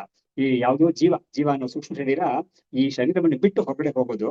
ಗತಿ ಅಂತ ಇನ್ನೊಂದು ಶಬ್ದ ಹೇಳಿದ್ದಾರೆ. ಗತಿ ಅಂದ್ರೆ ಏನು, ಹೊರಗಡೆ ಹೋಗಿದ್ದು ಯಾವ್ದೋ ಒಂದು ಕಡೆ ಹೋಗಿ ಸೇರುತ್ತೆ, ಅಲ್ಲಿ ಯಾವ್ದೋ ಒಂದು ಲೋಕಕ್ಕೆ ಹೋಗಿ ಸೇರುತ್ತೆ ಅದು. ಆ ಲೋಕಕ್ಕೆ ಹೋಗಿ ಸೇರೋ ತನಕ ಗತಿ ಅನ್ನೋದೈತೆ. ಗತಿ ಅಂದ್ರೆ ಒಂದು ಟ್ರಾನ್ಸ್ ಮೈಗ್ರೇಷನ್ ಅಂತ ಇರುತ್ತೆ ಅದು. ಹಾಗಾಗಿ ಶರೀರವನ್ನ ಬಿಡೋದು ಒಂದು ಎರಡನೇದು ಬಿಟ್ಟ ಶರೀರವನ್ನ ಬಿಟ್ಟ ಈ ಸೂಕ್ಷ್ಮ ಶರೀರ ಇನ್ನೊಂದು ಲೋಕಕ್ಕೆ ಹೋಗೋದು ಪ್ರಯಾಣ, ಅದಕ್ಕೊಂದು ಪ್ರಯಾಣ ಇದೆ ಅದಕ್ಕೆ. ಹಾಗಾಗಿ ಇದು ಎರಡು ಕೂಡ ಇವನಿಗೆ ಇರೋದಿಲ್ಲ. ಯಾರಿಗೆ ಆತ್ಮಜ್ಞಾನಿಗೆ ಶರೀರದಿಂದ ಈ ಸೂಕ್ಷ್ಮ ಶರೀರ ಹೋಗುತ್ತೆ ಅನ್ನೋದು ಕೂಡ ಇಲ್ವೇ ಇಲ್ಲ. ಹಾಗಾದ್ರೆ ಏನಾಗುತ್ತೆ ಆ ಸೂಕ್ಷ್ಮ ಶರೀರಕ್ಕೆ ಅಂತ ಹೇಳಿದ್ರೆ, ಅದು ಅನಾದಿ ಕಾಲದಲ್ಲಿ ಯಾವುದೋ ಒಂದು ಸೃಷ್ಟಿ ಆಗಿದೆ ಈ ಸೂಕ್ಷ್ಮ ಶರೀರ ಅನ್ನೋದು ಪಂಚಭೂತಗಳಿಂದ. ಇವಾಗ ಅದು ಜನ್ಮಾಂತರವಾಗಿ ಅದು ಬರ್ತಾನೆ ಇದೆ, ಜೊತೆಗೆ ಬರ್ತಾನೆ ಇದೆ. ಇವಾಗ ಕೊನೆಯ ಜನ್ಮ ಅವನದು ಈ ಜನ್ಮದಲ್ಲಿ ಅವನು ಆತ್ಮಜ್ಞಾನ ಪಡ್ಕೊಂಡ್ಬಿಟ್ಟಿದ್ದಾನೆ. ಅವನಿಗೆ ಇನ್ನೇನು ಮತ್ತೆ ಅವನಿಗೆ ಒಂದು ಹುಟ್ಟು ಅನ್ನೋದು ಇಲ್ವೇ ಇಲ್ಲ. ಅದರಿಂದ ಏನಾಗುತ್ತೆ, ಈ ಸೂಕ್ಷ್ಮ ಶರೀರ ಅನ್ನೋದು ಹೊರಗಡೆ ಹೋದ್ರೆ ತಾನೆ ಮತ್ತೆ ಹುಟ್ಟುತ್ತಾನೆ ಅಂತ ಬರುತ್ತೆ. ಹೊರಗಡೆನೆ ಹೋಗೋದಿಲ್ಲ ಅಂತ ಹೇಳಿದ್ರು. ಹೊರಗಡೆ ಹೋಗದೆ ಏನಾಗುತ್ತೆ ಅಂತ ಕೇಳಿದಕ್ಕೆ ಅದು ಉಪನಿಷತ್ ಕೊಡೋ ಅರ್ಥ, ಉತ್ತರ ಏನು ಅಂತ ಹೇಳಿದ್ರೆ, ಅದು ಯಾವ ಪಂಚಭೂತಗಳಿಂದ ಒಂದ್ಸತಿ ಉಂಟಾಗಿತ್ತೋ ಅದೇ ಪಂಚಭೂತಗಳಲ್ಲಿ ಲಯವಾಗಿ ಹೋಗುತ್ತೆ ಅದು. ಹಾಗಾಗಿ ಇವಾಗ ನಾವು ಮಣ್ಣಿಂದ ಮಡಿಕೆ ಆಗಿದೆ, ಅದು ಮತ್ತೆ ಮಡಿಕೆ ನಾಶ ಆದಾಗ ಮಣ್ಣಲ್ಲೇ ಸೇರ್ಕೊಂಡ್ಬಿಡುತ್ತಲ್ಲ, ಅದೇ ತರ ಈ ಸೂಕ್ಷ್ಮ ಶರೀರ ಅನ್ನೋದು ಒಂದಾನೊಂದು ಸಮಯದಲ್ಲಿ ಅನಾದಿ ಕಾಲದಲ್ಲಿ ಅದು ಉಂಟಾಗಿತ್ತು, ಪಂಚಭೂತಗಳಿಂದ ಉತ್ಪತ್ತಿ ಆಗಿತ್ತು. ಇವಾಗ ಅದೇನಾಗ್ತದೆ, ಆತ್ಮಜ್ಞಾನ ಬಂದ್ಮೇಲೆ ಅವನ ಕೇಸಲ್ಲಿ ಮಾತ್ರ ಏನಾಗುತ್ತೆ ಅಂತ ಹೇಳಿದ್ರೆ, ಆ ಪಂಚಭೂತಗಳಲ್ಲೇ ಅದು ಲಯ ಹೋಗುತ್ತೆ. ಹಾಗೆ ಅದಕ್ಕೆ ಡಿಸ್ಪರ್ಸಲ್ ಅನ್ನೋದು ಸಿಕ್ಬಿಡುತ್ತೆ ಅಂತ, ಒಂದು ಮುಕ್ತಾಯ, ಒಂದು ಲಯ ಅನ್ನೋದು ಅದಕ್ಕೆ ಒಂದು ವಿನಿಯೋಗ ಆಗುತ್ತೆ ಅಂತ ಶಾಸ್ತ್ರದಲ್ಲಿ ಹೇಳಿದ್ದಾರೆ. ಹಾಗಾಗಿ ಇವನಿಗೆ ಇಂಥ ಒಂದು ಜ್ಞಾನ ಪಡ್ಕೊಂಡವನಿಗೆ ಆ ಶರೀರ ಇದು ಪ್ರಾಣ ಬಿಟ್ಟು ಹೋಗೋದು ಅನ್ನೋದು ಎಲ್ಲಿದೆ, ಅವನಿಗೆ ಆ ಕಡೆ ಇನ್ನೊಂದು ಲೋಕಕ್ಕೆ ಹೋಗೋದು ಎಲ್ಲಿದೆ, ಅವನಿಗೆ ಅದೆಲ್ಲ ಇಲ್ಲವೇ ಇಲ್ಲ. ಯಾಕಂದ್ರೆ ಇವನು ಕೇವಲ ಚೈತನ್ಯ ಮಾತ್ರ ಸ್ವರೂಪವಾಗಿ ಇವನು ತನ್ನನ್ನ ತಿಳ್ಕೊಂಡಿದ್ದಾನೆ ಅಂತ ಅದಕ್ಕೆ ಉಪಪತ್ತಿಯನ್ನು ಹೇಳ್ಬಿಟ್ಟು, ಬಂಧೋ ದೇಹೋ ಮೃತಿ ಬೋಧ ಮಾತ್ರ ಚೇತ್ ಸಂತಿನೋ ತದಾ ಸರ್ವೇ ಬುದ್ಧ್ವಾ ನಿಜಾತ್ಮಾನಂ ಕೃತಕೃತ್ಯಾಹ ಕುತೋನಿಹಿ. ಇವಾಗ ಒಂದು ಪ್ರಶ್ನೆ ಮಾಡ್ತಾ ಇದ್ದಾರೆ. ಸರಿ, ಬಂಧ ಅನ್ನೋದು ಗೊತ್ತಾಗ್ತದೆ ಏನು ಅಂತ, ಬಾಂಡೇಜ್ ಅಂತ ಹೇಳ್ತೀವಲ್ಲ ಅದು. ಶರೀರ ಅನ್ನೋದು ಖಂಡಿತ ಇದೆ ಜೊತೆಗೆ. ಮೃತಿ ಅಂತ ಹೇಳಿದ್ರೆ ಸಾವು ಅಂತ. ಇದು ಮೂರು ಕೂಡ ಬೋಧ ಮಾತ್ರ ಅಂತಂದ್ರೆ ಏನಾಯ್ತು, ಜ್ಞಾನ ಬಂದ ಕೂಡಲೇ ಜ್ಞಾನ ಬಂದ ಮಾತ್ರಕ್ಕೆ ಇದು ಮೂರು ಕೂಡ ಇಲ್ಲ ಅಂತ ತಿಳ್ಕೊಳ್ತಾನೆ. ಇದಕ್ಕೆ ಮೂರು ಕೂಡ ಇರೋದಿಲ್ಲ. ಹಾಗಾಗಿ ಆಗಿರುವಾಗ ಇಂಥ ಒಂದು ಸ್ಥಿತಿ ಆತ್ಮಜ್ಞಾನ ಬಂದ ಕೂಡ್ಲೇನೆ, ಬಂದ ಮಾತ್ರದಿಂದಾನೇ ಅವನಿಗೆ ಬಂಧವೂ ಇಲ್ಲ, ಶರೀರವೂ ಇಲ್ಲ, ಮತ್ತೆ ಮರಣವೂ ಇಲ್ಲ. ಇನ್ನು ಮೂರು ಈ ತರ ಹೇಳಿರುವಾಗ ಯಾತಕ್ಕೆ ಎಲ್ಲರೂ ಕೂಡ ಇದನ್ನು ತಿಳ್ಕೊಳ್ತಾ ಇಲ್ಲ ಅಂತ ಪ್ರಶ್ನೆ ಮಾಡ್ತಾ ಇದ್ದಾನೆ. ಪ್ರಶ್ನೆ ಏನು ಅಂತ ಹೇಳಿದ್ರೆ, ಈ ಮೂರು ಕೂಡ ಏನು, ಈ ಬಂಧ ಅನ್ನೋದು, ಶರೀರ ಅನ್ನೋದು, ಮತ್ತೆ ಮರಣ ಅನ್ನೋದು, ಇದು ಮೂರು ಕೂಡ ಆತ್ಮಜ್ಞಾನ ಬಂದ ಮಾತ್ರಕ್ಕೆ ಅವನಿಗೆ ಇದು ಮೂರು ಇಲ್ಲ ಅಂತ ಆಗುವಾಗ ಯಾತಕ್ಕೆ ಎಲ್ಲರೂ ಕೂಡ ಈ ಆತ್ಮಜ್ಞಾನವನ್ನು ಪಡ್ಕೊಳ್ದೇ ಇದ್ದಾರೆ ಅಂತ ಕೇಳ್ತಾ ಇದ್ದಾನೆ. ಯಾಕಂದ್ರೆ ಇದೆಷ್ಟು ಈ ಬಂಧ, ಇದು ಮರಣ, ದೇಹ ಅದೆಲ್ಲವೂ ಕೂಡ ಎಷ್ಟು ಸಂಸಾರ ಅಲ್ಲ, ಕಷ್ಟ ಅಲ್ವಾ ಅದು. ಆ ಕಷ್ಟ ಈ ಜ್ಞಾನದಿಂದ ಆ ಕಷ್ಟ ಇರೋದಿಲ್ಲ ಅಂತ ಹೇಳಿದಾಗ ಆ ಜ್ಞಾನವನ್ನು ಯಾತಕ್ಕೆ ಎಲ್ಲರೂ ಪಡ್ಕೊಳ್ತಾ ಇಲ್ಲ ಅಂತ ಪ್ರಶ್ನೆ ಮಾಡ್ತಾ ಇದ್ದಾರೆ. ಹಾಗಾಗಿ ಅದಕ್ಕೆ ಹೇಳ್ತಾ ಇದ್ದಾರೆ ನೋಡಿ, ಮುಂದಕ್ಕೆ ಹೇಳ್ತಾ ಇದ್ದಾರೆ, ಉತ್ತರ ಏನ್ ಕೊಡ್ತಾ ಇದ್ದಾರೆ ಅಂದ್ರೆ, ಗುರುಪದೇಶ ರಹಿತಾಹ ಆತ್ಮಾನಂ ಬೋಧಂ ಅಕ್ಷಮಾಹ ಅಂತ ಹೇಳ್ತಾ ಇದ್ದಾರೆ. ಗುರುವಿನ ಉಪದೇಶ ಇಲ್ಲದೆ ಇರೋರು ಈ ಆತ್ಮಜ್ಞಾನವನ್ನು ಪಡ್ಕೊಳ್ಳಿಕ್ಕೆ ಅವರಿಗೆ ಸಾಮರ್ಥ್ಯ ಇರೋದಿಲ್ಲ. ಅದರಿಂದಲೇ ಗುರು ಖಂಡಿತ ಬೇಕೇ ಬೇಕು ಅಂತ ಇದಕ್ಕೆ ಹೇಳ್ತಾ ಇರೋದು. ಈ ಶಾಸ್ತ್ರದಲ್ಲಿ ಮಾತ್ರ, ಈ ವೇದಾಂತದಲ್ಲಿ ಮಾತ್ರ ಖಂಡಿತ ಈ ಸೆಲ್ಫ್ ಟೀಚಿಂಗ್ ಅಥವಾ ಸೆಲ್ಫ್ ಇದು ಏನ್ ಹೇಳ್ತಾರೆ ಸಜೆಷನ್ಸ್ ಅಂತದೆಲ್ಲ ಇದರಲ್ಲಿ ನಡೆಯೋದಿಲ್ಲ ಅದಕ್ಕೆ ನೋಡಿ, ರಮಣ ಮಹರ್ಷಿಗಳ ವಿಷಯದಲ್ಲಿ ಕೂಡ ಅವ್ರಿಗೆ ಯಾರೊಬ್ರು ಕೇಳಿದ್ರು. ಯಾಕಂದ್ರೆ ಅವ್ರಿಗೆ ಯಾರು ಗುರು ಅಂತ ಯಾರು ಇರ್ಲಿಲ್ವಲ್ಲ. ಅವ್ರು ಯಾರಿಗೂ ಹೋಗಿ ಬಳಿಸಾರಿ ಕೇಳಲಿಲ್ಲ, ಏನೂ ಇಲ್ಲ. ಅವ್ರ ಪಾಟಿಗೆ ಅವ್ರ ಮನೆಯಿಂದ ಮಾಡ್ಕೊಂಡ್ ಬಂದ್ಬಿಟ್ರು. ಈ ತಿರುವಣ್ಣಾಮಲೆಯಲ್ಲಿ ಬಂದ್ಬಿಟ್ಟು ಸುಮಾರು ಒಂದು 50 ವರ್ಷಕ್ಕೆ ಮೇಲೆ ಅಲ್ಲೇ ಉಳಿದು ಬಿಟ್ರು ಅವರು. ಅವಾಗ ಯಾರೊಬ್ರು ಕೇಳ್ತಾರೆ, ನಿಮ್ಗೆ ಗುರು ಅಂತ ಯಾರು ಇಲ್ವೇ ಇಲ್ವಲ್ಲ ಅಂತ ಕೇಳಿದಾಗ ಅವ್ರು ಹೇಳ್ತಾರೆ, ನನ್ಗೂ ಕೂಡ ಒಬ್ಬ ಗುರು ಇದ್ದಾನೆ. ಅದು ಯಾರು ಅಂತ ಹೇಳಿದ್ರೆ ನನ್ನ ಆತ್ಮನೇ ನನ್ಗೆ ಗುರು, ಅರುಣಾಚಲನೇ ನನ್ಗೆ ಗುರು ಅಂತ ಹೇಳಿದ್ದಾರೆ ಅವರು. ಹಾಗಾಗಿ ಅದರಿಂದ ಏನಾಯ್ತು, ಅಂತವ್ರಿಗೆ ಕೂಡ ಒಳಗಡೆಯಿಂದ ಒಂದು ಪ್ರೇರಣೆ ಬರುತ್ತೆ ಅವ್ರಿಗೆ. ಆ ಪ್ರೇರಣೆ ಅದೇ ಅವರಿಗೆ ಗುರುವಾಗಿ ಅವರು ಸ್ವೀಕರಿಸ್ತಾರೆ. ಹಾಗಾಗಿ ಇಲ್ಲೂ ಕೂಡ ಅಷ್ಟೇನೆ, ನಮಗೂ ಬಾಕಿ ಎಲ್ಲರಿಗೂ ಕೂಡ ಒಳಗಡೆ ಇರೋದೇ ನಿಜವಾದ ಗುರು. ಹಾಗಾದ್ರೆ ನಮ್ಮ ಗುರುಗಳು ಸುಬ್ರಹ್ಮಣ್ಯ ಹೇಳಿದ್ದಾರೆ, ಹೊರಗಡೆ ಇರೋ ಗುರು ಏನ್ ಮಾಡ್ತಾರೆ ಅಂತ ಹೇಳಿದ್ರೆ, ನಿನ್ನ ಒಳಗಡೆ ಆ ಕಡೆ ಒಳಗಡೆ ಹೋಗು ಅಂತ ಇಲ್ಲಿಂದ ತಳ್ತಾರೆ. ಒಳಗಡೆ ಇರೋ ಗುರು ನಮ್ಮನ್ನ ಒಳಗಡೆ ಬಾ ಅಂತ ಅವ್ರು ಎಳಿತಾ ಇರ್ತಾರೆ. ಹಾಗಾಗಿ ಹೊರಗಡೆ ಇರೋ ಗುರು ಏನ್ ಮಾಡ್ತಾರೆ, ನಮ್ಮನ್ನ ಹೊರಗಡೆ ಪುಷ್ ಮಾಡಕ್ಕೆ ಇರೋದು. ನೀನು ಒಳಗಡೆ ತಿರ್ಕೋ, ಒಳಗಡೆ ಅಂತರ್ಮುಖನಾಗು, ನೀನು ಅಲ್ಲಿ ನೀನು ಎನ್ಕ್ವೈರಿ ಮಾಡುವಂತ ನಮ್ಮ ಹೊರಗಡೆ ಇರೋ ಗುರು ನಮಗೆ ಅವ್ರದ್ದು ಪ್ರಚೋದನೆ ಕೊಡ್ತಾರೆ.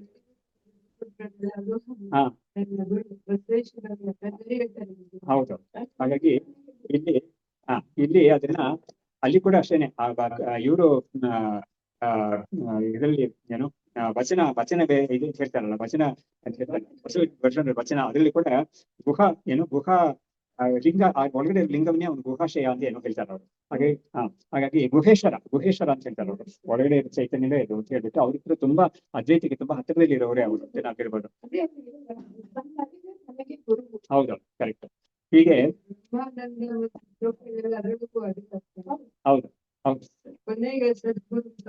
ನವಮಿ ಬ್ರಹ್ಮಾನಂದಂ ಪರಮ ಸುಖದಂ ಅಂತ ಹೇಳ್ಬಿಟ್ಟು ಆ ಶ್ಲೋಕದಲ್ಲಿ ಕೂಡ ಸದ್ಗುರು ನವಮಿ ಅದು ಕೂಡ ಒಳ್ಳೆಯದೇನೆ. ಹಾಗಾಗಿ ಒಳಗಡೆ ಇರೋ ಗುರು ನನ್ ಕೂಡ ಗುರು ಇದ್ದಾನೆ ಅಂತ ಯಾರು ಅಂತ ಹೇಳಿದ್ರೆ ಒಳಗಡೆನೆ ಇದ್ದಾನೆ ಅಂತ ರಮಣ ಮಹರ್ಷಿಗಳು ಹೇಳಿದ್ದಾರೆ. ಹೀಗೆ ಗುರುಪದೇಶ ರಹಿತಾಹ ಆತ್ಮಾನಂ ಬೋಧಂ ಅಕ್ಷಮಾಹ. ಗುರುಪದೇಶ ಇಲ್ಲದೆ ಇರೋರು ಆತ್ಮಜ್ಞಾನವನ್ನು ತಿಳ್ಕೊಳ್ಳಿಕ್ಕೆ ಅವ್ರಿಗೆ ಆಗೋದಿಲ್ಲ ಅವ್ರಿಗೆ. ಯಾಕಂದ್ರೆ ಇದು ಅಕ್ಷಮ ಅಂದ್ರೆ ಆಗೋದಿಲ್ಲ ಅವ್ರಿಗೆ. ಚಕ್ಷುರ್ ವಾಗಾದಯೋ ಯಸ್ಮಾತ್ ನ ಗಚ್ಚಂತಿ ಚಿದಾತ್ಮನಿ.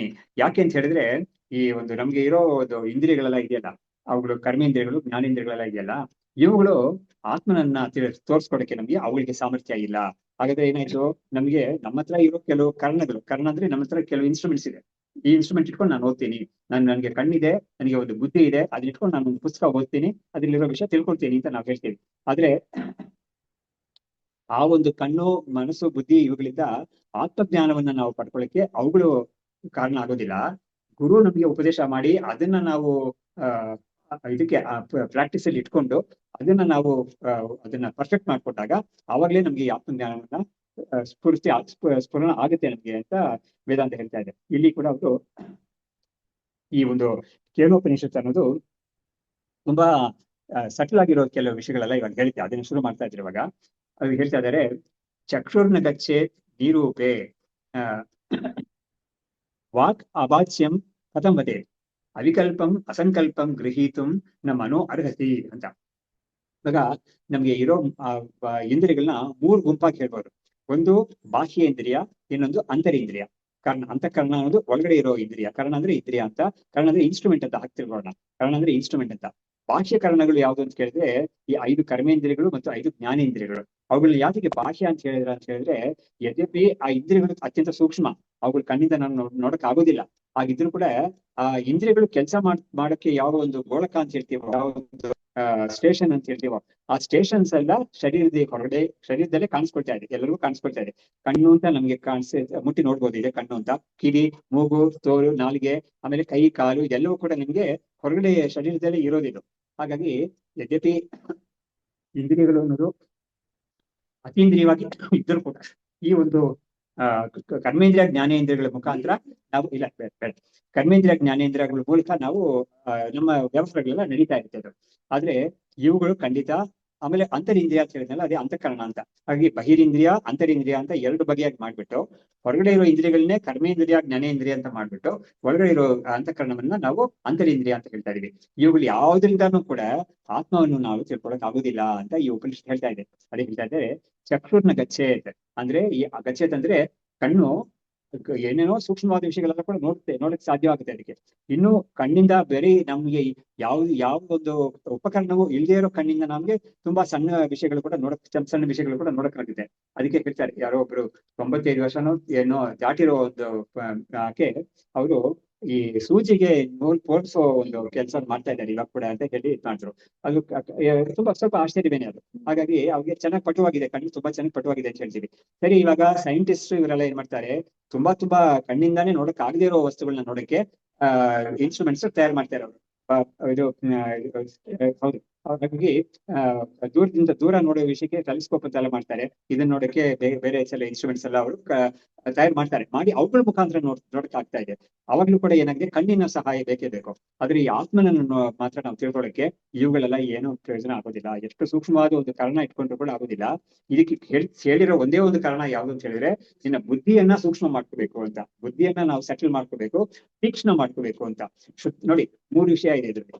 ಸೂಕ್ಷ್ಮವಾಗಿ ಮಾಡ್ಕೋಬೇಕು, ಶುದ್ಧವಾಗಿ ಮಾಡ್ಕೋಬೇಕು, ತೀಕ್ಷ್ಣವಾಗಿ ಮಾಡ್ಕೋಬೇಕು, ಸೂಕ್ಷ್ಮವಾಗಿ ಮಾಡ್ಕೋಬೇಕು. ಇದು 3 ಕೂಡ ಬುದ್ಧಿಗೆ ಕೊಡ್ಬೇಕಾದ್ರೆ ತರಬೇತಿ.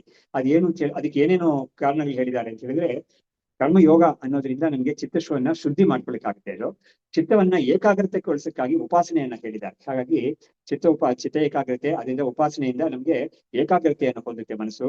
ಸೂಕ್ಷ್ಮವಾದ ವಿಷಯಗಳನ್ನ ನಮ್ಗೆ ಗಳಿಸಕ್ಕೆ ಒಂದು ಸಾಮರ್ಥ್ಯ ಬರುತ್ತೆ ಅಂತ. ಹೀಗೆ ಅವಿಕಲ್ಪಂ ಅಸಂಕಲ್ಪಂ ಗ್ರಹೀತುಂ ನ ಮನೋರ್ಗತಿ. ಕಣ್ಣು ಅನ್ನೋದು ರೂಪವೇ ಇಲ್ದೇ ಇರೋ, ಅದಕ್ಕೆ ಕಾರಣ ಹೇಳ್ತಾ ಇದ್ರೆ, ಯಾತಕ್ಕೆ ಕಣ್ಣು ಅನ್ನೋದು ಆತ್ಮನನ್ನ ತಿಳ್ಸ್ಕೊಳಕ್ ಆಗೋದಿಲ್ಲ ಅಂತ ಹೇಳಿದ್ರೆ, ಕಣ್ಣು ಯಾವ್ದನ್ನ ತಿಳ್ಕೊಳುತ್ತೆ ಅಂತ ಹೇಳಿದ್ರೆ, ಯಾವ್ದಕ್ಕೆ ಫಾರ್ಮ್ ಅಂಡ್ ಕಲರ್ ಇದೆಯೋ ಅದನ್ನ ಮಾತ್ರ ಕಣ್ಣು ತಿಳ್ಕೊಳುತ್ತೆ. ಆತ್ಮನಿಗೆ ಫಾರ್ಮ್ ಇಲ್ಲ, ಕಲರ್ ಇಲ್ಲ, ಏನು ಇಲ್ವೇ ಇಲ್ಲ, ಅದನ್ನ ಕಣ್ಣು ತಿಳ್ಕೊಳಕ್ ಆಗೋದೇ ಇಲ್ಲ. ಆಮೇಲೆ ವಾಕ್ ಅವಾಚ್ಯಂ ಕಥಂ ವದೇತ್. ವಾಕ್ ಅನ್ನೋದು ನಮ್ಗೆ ವಾಗೀಂದ್ರಿಯ ಅಂತ ಇದೆಯಲ್ಲ, ಆರ್ಗನ್ ಆಫ್ ಸ್ಪೀಚ್ ಅಂತ ಇದೆಯಲ್ಲ, ಅದೇನ್ ಮಾಡುತ್ತೆ ಅಂತ ಹೇಳಿದ್ರೆ, ಒಂದು ಶಬ್ದವನ್ನು ಹೇಳುತ್ತೆ. ಒಂದು ಶಬ್ದವನ್ನ ಯಾವುದೋ ಒಂದು ಭಾಷೆಯಲ್ಲಿ ಒಂದು ಶಬ್ದವನ್ನು ಹೇಳುತ್ತೆ. ಆ ಶಬ್ದವನ್ನು ಕೂಡ ಹೇಳೋದ್ರಿಂದ ಅದೇನಾಗುತ್ತೆ ಅಂತ ಹೇಳಿದ್ರೆ, ಆ ಶಬ್ದವನ್ನ, ನಾನು ಒಂದು ಶಬ್ದವನ್ನ ಉಚ್ಚಾರಣೆ ಮಾಡಿದೆ ಅಂತ ಹೇಳಿದ್ರೆ, ನೀವು ಅದಕ್ಕೆ ಆ ಶಬ್ದಕ್ಕೆ ನಿಮ್ಗೆ ಅರ್ಥ ಗೊತ್ತಿದ್ರೆ, ಇವ್ನು ಇದನ್ನ ಹೇಳ್ತಾ ಇದ್ದಾನೆ, ಏನೋ ಸ್ವಲ್ಪ ನೀರು ಕೊಡಿ ಅಂತ ಕೇಳ್ತಾ ಇದ್ದಾನೆ, ನಾವು ನೀರು ತಂದು ಕೊಡೋಣ ಅಂತ ನೀವು ಅರ್ಥ ಮಾಡ್ಕೊಂಡು ಮಾಡ್ತೀರಾ. ಆದ್ರೆ ಆ ಶಬ್ದವನ್ನ ನಾವು ಯಾಕೆ ಉಪಯೋಗಿಸ್ತಾ ಇದೀವಿ ಅಂತ ಹೇಳಿದ್ರೆ, ಈ ಶಬ್ದದಿಂದ ಕೆಲವರಿಗೆ ಅರ್ಥ ಆಗುತ್ತೆ, ಈ ಶಬ್ದದಿಂದ ನಾವು ಏನೋ ಒಂದು ತಿಳಿಸ್ಬೋದು, ಅವರಿಗೆ ಅರ್ಥ ಆಗುತ್ತೆ ಅದು. ಆದ್ರೆ ಈ ಆತ್ಮ ಅನ್ನೋದಕ್ಕೆ ಶಬ್ದವೇ ಇಲ್ಲ, ಆತ್ಮನಿಗೆ ಅದಕ್ಕೆ ಒಂದು ಹೆಸರೇ ಇಲ್ಲ. ನಾನು ಗೋವಿಂದ ಅಂತ ಹಾಗಾಗಿ ಗೋವಿಂದ ಅಂತ ನಾನು ಕರೆದ್ರೆ ಒಬ್ಬ ಗೋವಿಂದ ಅನ್ನೋನು ತಿರುಗಿ ನೋಡ್ತಾನೆ ನನಗೆ. ಆದ್ರೆ ಆತ್ಮ ಅನ್ನೋದಕ್ಕೆ ಹೆಸರೇ ಇಲ್ಲ, ಅದಕ್ಕೆ ಅದನ್ನ ಶಬ್ದದಿಂದ ಅದನ್ನ ಹೇಳಕ್ಕೆ ಆಗೋದಿಲ್ಲ. ಹಾಗಿರುವಾಗ ನಾವು ಆತ್ಮನ ಈ ಶಬ್ದದಿಂದ ನಾವು ತಿಳ್ಕೊಳಕ್ ಆಗುದಿಲ್ಲ. ಇವ್ರು ಕೇಳಿದ್ದು ಆತ್ಮನಿಗೆ ಆತ್ಮ ಅಂತ ಒಂದು ಶಬ್ದ ಇದೆಯಲ್ಲ ಅಂತ ಯಾರಿಗೂ ನಮ್ಗೆ ತರ್ಕ ಮಾಡ್ಬೋದು. ಅದಕ್ಕೆ ಕೂಡ ಶಾಸ್ತ್ರದಲ್ಲಿ ಉತ್ತರ ಕೊಟ್ಟಿದ್ದಾರೆ ನೋಡಿ. ಈ ಆತ್ಮ, ಬ್ರಹ್ಮ, ಸತ್ಯ, ಋತ ಅಂತೆಲ್ಲ ಹೆಸರುಗಳು ಬೇಕಾದಷ್ಟು ಇದೆಯಲ್ಲ, ಅವುಗಳೆಲ್ಲ ಇರೋದು ಯಾಕೆ ಅಂದ್ರೆ ಮಹಾತ್ಮರು ಕಾಯಿನ್ ಮಾಡಿದ್ದಾರೆ ಆ ಶಬ್ದಗಳನ್ನ. Those words have been coined by knowers of the truth. ಯಾತಕ್ಕೆ ಕಾಯಿನ್ ಮಾಡಿದ್ದಾರೆ ಅಂತ ಹೇಳಿದ್ರೆ, ವ್ಯವಹಾರ ಮಾಡಕ್ಕಾಗಿ ಕಾಯಿನ್ ಮಾಡಿದ್ದಾರೆ. ನೋಡಿ ಇಲ್ಲಿ ಹೋದ್ರೆ ನೋಡಿ ಆತ್ಮನಿಗೆ ಶಬ್ದ ಆಗೋದೇ ಇಲ್ಲ. ನೋಡಿ ಆತ್ಮನಿಗೆ ಯದ್ಯಪಿ ಶಬ್ದ ಇಲ್ಲದೆ ಹೋದ್ರು ಕೂಡ ನಾವು ಅದನ್ನ ತಿಳ್ಕೊಂಡಿನೋ ಅದ್ ಹೇಗಿದೆ ಗೊತ್ತಾ ನಿನ್ಗೆ ಅಂತಲ್ಲಿ ನಾವು ಹೇಳುವಾಗ ಅದು ಅಂತ ಹೇಳ್ತೀವಿ. ಆ ಕಷ್ಟ ನಮ್ಗೆ ಬೇಡ ಅಂತ ಹೇಳ್ಬಿಟ್ಟು ಏನ್ ಮಾಡಿದ್ದಾರೆ, ಆತ್ಮ ಬ್ರಹ್ಮ ಸತ್ಯ ಅಂತ ಎಲ್ಲ ಶಬ್ದಗಳನ್ನ ಕಲ್ಪನೆ ಮಾಡಿದ್ದಾರೆ. ಅದಕ್ಕೆ ಒಂದು ಶ್ಲೋಕದಲ್ಲಿ ಹೇಳುತ್ತೆ, ಋತಂ ಆತ್ಮ ಪರಂ ಋತಂ ಆತ್ಮ ಪರಂ ಸತ್ಯಮಿತ್ಯಾಧಿಕಾ ಋತಂ ಆತ್ಮ ಪರಂ ಸತ್ಯಮಿತ್ಯಾಧಿಕಾ ಬುಧೈಹಿ ಕಲ್ಪಿತ ವ್ಯವಹಾರಾರ್ಥಂ ತಸ್ಯ ಸಂಜ್ಞಾ ಮಹಾತ್ಮನಃ ಅಂತ. ಋತಮಾತ್ಮ ಪರಂ ಬ್ರಹ್ಮ ಸತ್ಯ, ಋತಂ ಆತ್ಮ ಪರಂ ಬ್ರಹ್ಮ ಸತ್ಯಂ ಇಂತ ಆದಿಪದನ ಎಷ್ಟೋ ಹೆಸರುಗಳಿದೆ. ಅದಕ್ಕೆ ಅವೆಲ್ಲ ಕೊಟ್ಟಿರೋದು ಯಾತಕ್ಕೆ ಅಂತ ಹೇಳಿದ್ರೆ ಅವುಗಳೆಲ್ಲ ಕಲ್ಪನೆ ಮಾಡಿದ್ದಾರೆ, ಕಾಯಿನ್ ಮಾಡಿದ್ದಾರೆ. ಈ ಶಬ್ದಗಳನ್ನ ಕಾಯಿನ್ ಮಾಡಿದ್ದಾರೆ ಯಾತಕ್ಕೆ ಅಂತ ಹೇಳಿದ್ರೆ ವ್ಯವಹಾರ ಮಾಡಕ್ಕೆ, ಆತ್ಮನ ಜೊತೆ ಒಂದು ವ್ಯವಹಾರ ಮಾಡಕ್ಕೆ. ನಾವು ನೋಡಿ ಲೋಕದಲ್ಲಿ ಕೂಡ ನಾವು ಮಕ್ಕಳಿಗೆಲ್ಲ ಯಾತಕ್ಕೆ ಹೆಸರು ಕೊಡ್ತೀವಿ ಅಂತ ಹೇಳಿದ್ರೆ, ಹೆಸರು ಕೊಡದೆ ಹೋದ್ರೆ ನಮ್ಗೆ ವ್ಯವಹಾರ ಮಾಡಕ್ ಆಗೋದೇ ಇಲ್ಲ ಅಲ್ವಾ. ನೋಡು ನೀನ್ ಇಲ್ಲಿ ಬಾ ಆ ಕಡೆ ಹೋಗು ಅಂತ ನಾವು ಹೇಳುವಾಗ ಯಾರು ಬಾ ಅಂತ ಹೇಳ್ತಾರೆ, ಯಾರನ್ನು ಆ ಕಡೆ ಹೋಗ್ತಾರೆ ಅಂತ ಒಂದು ಕೇಳ್ತಾ ಇದ್ದಾರೆ. ಒಂದು ಪ್ರಶ್ನೆ ಬರುತ್ತೆ, 4-5 ಜನ ಇದ್ದಾರೆ ಈ ಕಡೆ ಬಾ ಅಂತ ನಾವು ಹೇಳಿದಾಗ ಎಲ್ಲರೂ ಕೂಡ ನಮ್ಗೆ ಹೇಳ್ತಾ ಇದಾರೆ ಅಂತ ಒಂದು ಪ್ರಶ್ನೆ ಬರುತ್ತೆ. ಅದರಿಂದ ಒಬ್ಬೊಬ್ರಿಗೊಂದು ಹೆಸರು ಕೊಟ್ಟು ಅವ್ರನ್ನ ಕರೆದು ನೀನ್ ಈ ಕಡೆ ಬಾ ಅಂತ ಹೇಳಿದಾಗ ಅವನು ನಮ್ಮನೆ ಹೇಳ್ತಾ ಇದ್ದಾರೆ ಅಂತ ಅವ್ನು ಹಾಗಾಗಿ ಈ ಒಂದು ಹೆಸರು ಅನ್ನೋದು ನಮ್ಗೆ ಲೋಕದಲ್ಲೇ ಪದಾರ್ಥಗಳಿಗೆಲ್ಲ ಬೇಕು. ಮನುಷ್ಯರಿಗೂ ಹೆಸರು ಕೊಡ್ಬೇಕಾಗಿದೆ, ವಸ್ತುಗಳಿಗೂ ಹೆಸರು ಕೊಡ್ಬೇಕಾಗಿದೆ. ಅದನ್ನ ತಗೊಂಬಾ ಇಲ್ಲಿ ಅಂತ ಹೇಳಿದಾಗ ಯಾವ್ದನ್ನ ಅಂತ ಪ್ರಶ್ನೆ ಬರುತ್ತೆ. ತಟ್ಟೆ ತಗೊಂಬಾ ಅಥವಾ ಒಂದು ಬಟ್ಲು ತಗೊಂಬಾ ಅಂತ ಹೇಳುವಾಗ ತಟ್ಟೆ ಬಟ್ಲು ಅಂತಾನೆ ನಾವು ಹೆಸರು ಕೊಟ್ಟಿದ್ದೀವಿ. ಯೋಚನೆ ಮಾಡ್ಲಿಕ್ಕೆ ಆಗೋದೇ ಇಲ್ಲ. ಹೌದು, ಕರೆಕ್ಟ್, ನೀವು ಹೇಳಿದ್ ಕರೆಕ್ಟ್. ಇದನ್ನ ಉಪನಿಷದಲ್ಲಿ ಕೂಡ ತುಂಬಾ ಒಳ್ಳೆ ಒಂದು ಪಾಯಿಂಟ್ ಹೇಳಿದ್ರು ಅವರು. ಶಬ್ದಗಳಿದ್ದೆ ಹೋದ್ರೆ ನಮ್ಗೆ ಯೋಚನೆ ಮಾಡಕ್ ಕೂಡ ಆಗೋದಿಲ್ಲ. ಅದಕ್ಕೆ ಉಪನಿಷತ್ತು ಕೂಡ ಅದಕ್ಕೆ ಈ ವಿಷಯವನ್ನು ರೆಕಗ್ನೈಸ್ ಮಾಡಿದೆ. ಅದು ಬರ್ಡ್ಸ್ ಇದ್ರೇನೆ, ಬರ್ಡ್ಸ್ ಇಲ್ಲಿ ಹೋದ್ರೆ ನಿಮಗೆ ಒಂದು ಭಾವನೆ ಕೂಡ ನಿಮಗೆ ಬರೋದಿಲ್ಲ. ಶಬ್ದಗಳಿದ್ದೆ ಹೋದ್ರೆ ಭಾವನೆ ಕೂಡ, ಮನಸ್ಸಲ್ಲಿ ಯೋಚನೆ ಕೂಡ ನಮ್ಗೆ ಮಾಡಕ್ಕೆ ಆಗೋದಿಲ್ಲ ಅಂತ ಹೇಳೋದ್ರಿಂದ ಇಲ್ಲಿ ಹೇಳ್ತಾ ಇದ್ದಾರೆ, ಕಣ್ಣು ಅನ್ನೋದು ರೂಪವುಳ್ಳ ವಸ್ತುವನ್ನ ಗ್ರಹಿಸುತ್ತೆ. ರೂಪ ಅಂದ್ರೆ ಕಲರ್ ಅಂಡ್ ಫಾರ್ಮ್. ಆದ್ರೆ ಆತ್ಮನಿಗೆ ಕಲರ್ ಫಾರ್ಮ್ ಇಲ್ವೇ ಇಲ್ಲ. ಅದರಿಂದ ಕಣ್ಣು ಅದನ್ನ ಗ್ರಹಿಸಕ್ ಆಗೋದೇ ಇಲ್ಲ. ವಾಕ್ ಅನ್ನೋದು ಯಾವುದಕ್ಕೆ ಒಂದು ಶಬ್ದ, ಅದಕ್ಕೆ ಒಂದು ಹೆಸರಿದ್ರೆ ಅದನ್ನ ನಾವು ಈ ವಾಕಿಂದ ನಾವು ಶಬ್ದವನ್ನ ಪ್ರಯೋಗ ಮಾಡಿ ಅದನ್ನ ನಾವು ವ್ಯವಹಾರ ಮಾಡ್ಬೋದು. ಆದ್ರೆ ಆತ್ಮನಿಗೆ ಹೆಸರೇ ಇಲ್ಲ, ಅದಕ್ಕೆ ಶಬ್ದವೇ ಇಲ್ಲ, ಅದಕ್ಕೆ ಯಾವುದೇ ಶಬ್ದವೂ ಅದಕ್ಕೆ ತಿಳಿಸಕ್ಕೆ ಇಲ್ವೇ ಇಲ್ಲ. ನೋಡಿ, ಆತ್ಮ ಅಂತ ಒಂದು ತತ್ವ ಇದೆಯಲ್ಲ, ಎಲ್ಲರಿಗೂ ಕೂಡ ಇರೋ ಆತ್ಮ ಚೈತನ್ಯ ಅಥವಾ ಈ ಪಂಚಕೋಟಿಯಿಂದ ಬೇರೆಯಾಗಿರೋ ಚೈತನ್ಯ ಅಂತ ಇದೆಯಲ್ಲ, ಇದು ಯೂನಿವರ್ಸಲ್. ಇದು ಲೋಕದಲ್ಲಿ ಎಲ್ಲಾ ಕಡೆನೂ ಇರೋ ಜೀವಗಳಿಗೂ ಕೂಡ ಇದು ಸತ್ಯವಾದ ವಿಷಯನೇ ಇದು. ಆದ್ರೆ ಪ್ರತಿಯೊಂದು ಇದರಲ್ಲಿ ಬೇರೆ ಬೇರೆ ಕಲ್ಚರ್ಸ್ ಅಲ್ಲಿ ಕೂಡ ಈ ಆತ್ಮ ಅನ್ನೋದಕ್ಕೆ ಬೇರೆ ಬೇರೆ ಹೆಸರುಗಳಿರುತ್ತೆ ಅಲ್ವಾ. ಹಾಗಾಗಿ ನಾವು ನಮ್ಮ ಸಂಸ್ಕೃತ ಭಾಷೆ ಇಟ್ಕೊಂಡಿರೋ ಇದರಲ್ಲಿ ಆತ್ಮ ಅಂತ ಒಂದು ಶಬ್ದವನ್ನು ಯೂಸ್ ಮಾಡ್ತೀವಿ. ಬಾಕಿ ಕಲ್ಚರ್ಸ್ ಅಲ್ಲೆಲ್ಲ ಅವ್ರ ಶಬ್ದಕ್ಕೆ, ಅವ್ರ ಲ್ಯಾಂಗ್ವೇಜ್ ಒಂದು ಶಬ್ದ ಯೂಸ್ ಮಾಡ್ತಾರೆ. ಹಾಗಾಗಿ ಎಲ್ಲರಿಗೂ ಕೂಡ ಒಂದು ಆದ್ರೆ ಆ ತತ್ವ ಮಾತ್ರ ಒಂದೇನೆ. ಹಾಗಾಗಿ ಅದಕ್ಕೆ ಬೇರೆ ಶಬ್ದಗಳು ಬೇರೆ ಬೇರೆ ಆಗಿದ್ರು ಕೂಡ ತತ್ವ ಒಂದೇನೆ ಇದು. ಹೀಗೆ ಆಮೇಲೆ ಅವಿಕಲ್ಪಂ ಅಸಂಕಲ್ಪಂ ಗ್ರಹೀತುಂ ನ ಮನೋ ಅರ್ಹತಿ. ಹಾಗಾಗಿ ಅವಿಕಲ್ಪಂ ಅಸಂಕಲ್ಪಂ ಅಂದ್ರೆ ಏನಾಯ್ತು, ವಿಕಲ್ಪ ಅಂತ ಹೇಳಿದ್ರೆ ಅದ್ರಲ್ಲಿ ಡಿವಿಷನ್ಸ್ ಇರೋದು ಅಂತ. ತಿಳ್ಕೊಳ್ಳೋನು, ತಿಳಿಯಲ್ಪಡುವುದು, ತಿಳಿಯುವುದು ಅಂತ ಇದೆಯಲ್ಲ, ಮೂರು ತ್ರಿಪುಟಿ ಇಂದ ಅದು ಇರೋದಕ್ಕೆ ಅದಿಲ್ಲ. ಆತ್ಮನಿಗೆ ಅದೆಲ್ಲ ಇಲ್ವೇ ಇಲ್ಲ. ಆಮೇಲೆ ಅಸಂಕಲ್ಪ ಅಂದ್ರೆ ಅದಕ್ಕೆ ಸಂಕಲ್ಪ ಮಾಡೋ ಶಕ್ತಿ ಅನ್ನೋದು ಯಾವುದು ಇಲ್ವೇ ಇಲ್ಲ ಅಂತ ಒಂದು ವಸ್ತುವನ್ನ ಸಂಕಲ್ಪ ಮಾಡೋದಿಕ್ಕೆ ಅದು ಅರ್ಥವೇ ಅಲ್ಲ ಅದು ಅಂತ ಇರೋದ್ರಿಂದ ಮನಸ್ಸು ಕೂಡ ಅದನ್ನ ತಿಳ್ಕೊಳಕ್ ಆಗೋದೇ ಇಲ್ಲ ಅಂತ ಈ ಒಂದು ಕಾರಣದಿಂದ ಈ ನಮ್ಮ ಹೊರಗಡೆ ಇರೋ ಇಂದ್ರಿಯಗಳಾಗ್ಲಿ, ಒಳಗಡೆ ಇರೋ ಕಾರಣಗಳಾಗ್ಲಿ, ಇಂದ್ರಿಯ ಮನಸ್ಸು, ಬುದ್ಧಿ, ಅಹಂಕಾರ ಇದೆಲ್ಲವೂ ಕೂಡ ಯಾವ್ದು ಕೂಡ ಆತ್ಮನನ್ನ ತಿಳ್ಕೊಳಕ್ಕೆ ಆಗೋದಿಲ್ಲ ಅದಕ್ಕೆ ಅಂತ ಹೇಳ್ಬೇಕು. ಹಾಗಾದ್ರೆ ಹೇಗ್ ತಿಳ್ಕೊಳ್ತೀವಿ ಆತ್ಮ ಅಂತ, ಒಂದು ಆತ್ಮನ ಹೇಗ್ ತಿಳ್ಕೊಳ್ತೀವಿ ಅಂತ ಒಂದು ಪ್ರಶ್ನೆ ಬರುತ್ತೆ. ಉಪನಿಷತ್ತೇ ಅದಕ್ಕೆ ಉತ್ತರ ಕೊಡುತ್ತೆ. ಅದು ಈ ಇಂದ್ರಿಯಗಳಿಂದ ಮನಸ್ಸಿಂದ ತಿಳ್ಕೊಳಕ್ ಆಗದೆ ಹೋದ್ರು ಕೂಡ ಈ ಆತ್ಮನನ್ನ ಮನಸ್ಸಿಂದಲೇ ತಿಳ್ಕೊಬೇಕಾಗಿದೆ. ಮನಸೈವಾನು ಆಪ್ತವ್ಯ, ಮನಸೇವೇದ ಆಪ್ತವ್ಯಂ ಅಂತ ಹೇಳ್ಬಿಟ್ಟು ಮನಸ್ಸಿಂದಲೇ ಇದನ್ನ ತಿಳ್ಕೊಬೇಕು ಅಂತ ಹೇಳಿದೆ. ಯಾತಕ್ಕೆ ಅದು ಹೇಳಿದೆ ಅಂತ ಹೇಳಿದ್ರೆ, ನಮ್ಗೆ ಇರೋ ತಿಳ್ಕೊಳಕ್ಕೆ ನಮ್ಮ ಹತ್ರ ಇರೋ ಕಾರಣ ಒಂದೇ ಒಂದು, ಅದು ಮನಸ್ಸು ಮಾತ್ರ. ಹಾಗಾಗಿ ಆ ಮನಸ್ಸನ್ನ ನಾವು ಎರಡು ರೀತಿಯಲ್ಲಿ ಬಳಸ್ಬೋದು.